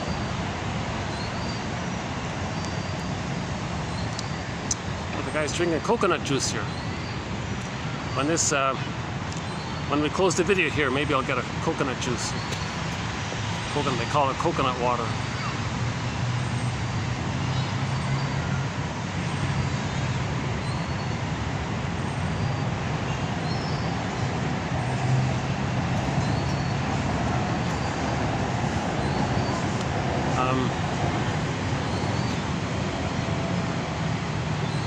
Passive aggressive. Yeah, when he said about the couch potato, maybe he's being passive aggressive. How do you tell? What if he's just relaxing? That doesn't necessarily, but if he's like a constant couch potato and he's grumpy like that, maybe that's, yeah, so the cat, Garfield, maybe he's overtly aggressive, right, Garfield, right? But there could be like a quiet version of that cat, right? Yeah, that cat over there, I would say he was passive aggressive, right? He's angry, but he doesn't want to directly show it. He shows it in a resistance sort of way. Don't touch me, get away, or something like that.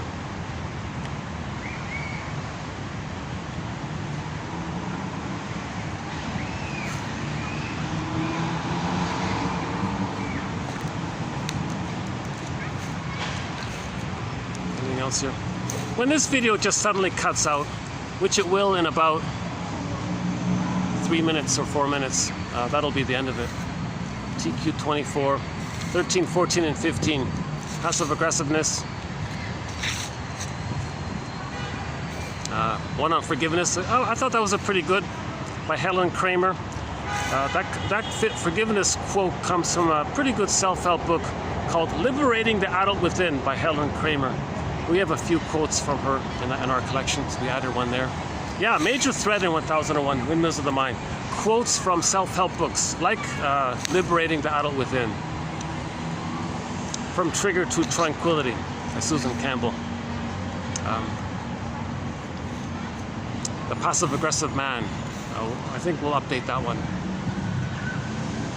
Outwitting Your Nerves by Josephine Jackson. Don't blame your nerves. They're just the cables. It's like blaming the mailman for the letter.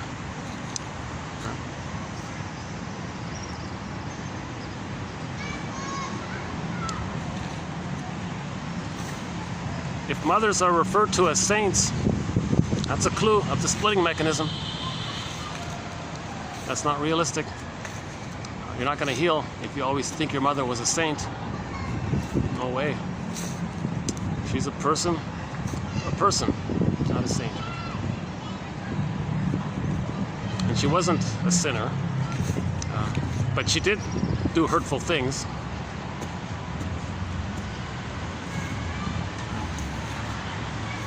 Another self-help book called Understanding Our Puzzling Emotions, Hidden in Plain Sight.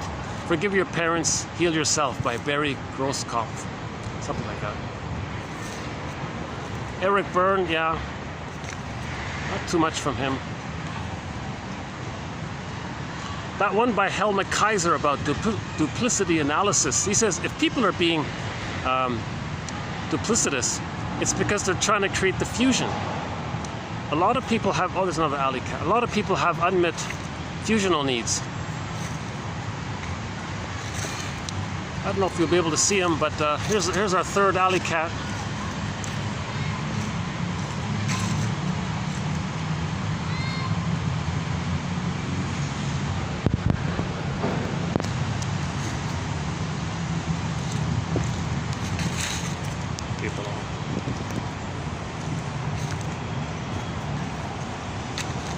It's kind of sad. All these alley cats, they clip their ears to let everyone know that they've been fixed and all that. Sprayed and fixed. So all of these cats have been treated, but it's kind of sad.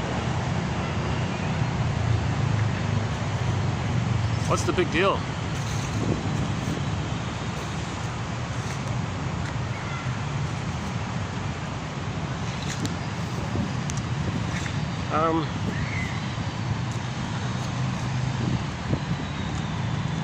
I still like that idea that a person's favorite joke is a clue to their overall personality. So what's your father's favorite joke? What's your mother's favorite joke? Grandparents as well.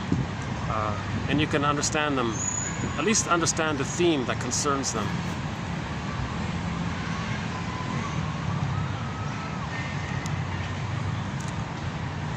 The shrink laughed at a joke that a client said.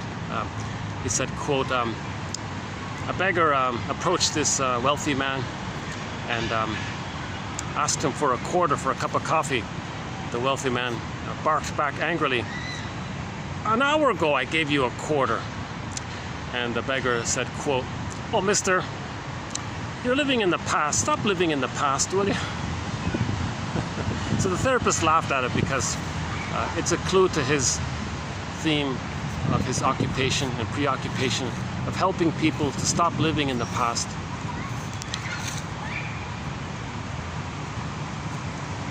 To stop living in the past, that's unfinished business. To finish the unfinished business of the childhood past, we got to forgive the parents, see the two sides of them. But we can only do it if we have a caring witness. Grief is healed when it's witnessed by a caring other. It's called the working through process. Reassociation, important material comes up. You feel safe with somebody, emotions come up.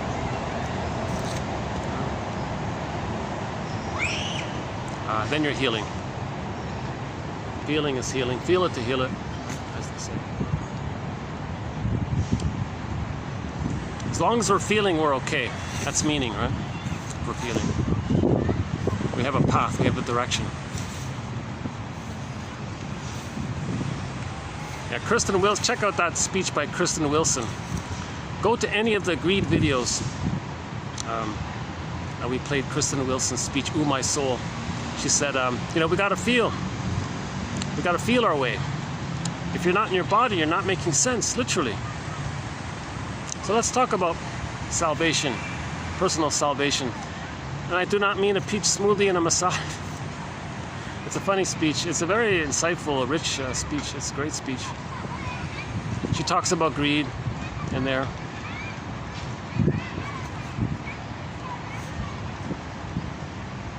Just get everybody to feel, then we're good. So these quotes in 1001 Windmills of the Mind is ultimately about building that nest, building the basket to hold our feelings. It's called building the ego, strengthening the ego, repairing the ego. The ego, consciousness, gets damaged with trauma. It gets submerged. It's called the submerged ego. And then the puppet master co-opts it, you know, and then you're driven by that, right? So we want to get back our ego. So we got to repair the nest, and the egg of the repressed ego will come back. And somebody said the more you do that, healing can just happen spontaneously. The split images can resolve itself. Goddess and demon can just automatically be seen as one person. That's interesting that he said that. Very hopeful about that.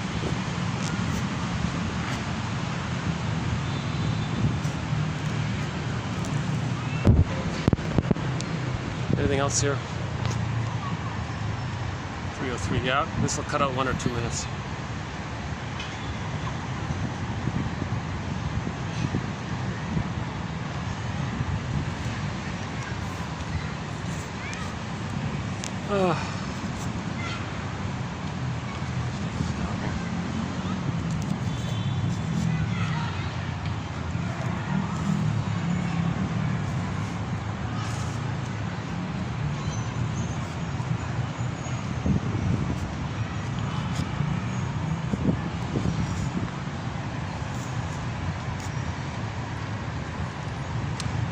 I think on the Enneagram, type 9 is most associated with the passive-aggressive quality, type 9. The unhealthy 9. If you read type 9, the unhealthy types, they talk about the passive-aggressiveness. Now the healthy 9, that's great. They have great conflict, interpersonal skills, conflict resolution skills. Right? They have great people skills, the healthy 9. That's the 9 is the peacemaker one, the mediator one. So some people in the type 9 are on the healthy end. Some people are also 9s, but they're more on the unhealthy end. They're the more passive-aggressive types. But the passive-aggressiveness can take place in all 9 types. But as I understand it, it'll be more pronounced in the unhealthy 9.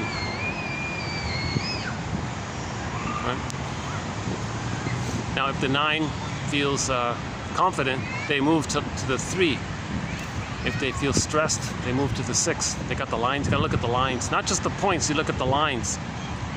When a person feels confident, they move to another point. When they feel stressed, they move to another point. So you gotta look at the line there. So everyone has a point and 2 wings, so to speak. No, not 2 wings. 2 directional. No, not the wings. If somebody, for example, is the perfectionist or whatever, the type 1, if they feel confident, they may become more playful like the 7. But if they feel more stressed, they may become more introverted, despairing like the 4. So the 1, when they're stressed, goes to the 4.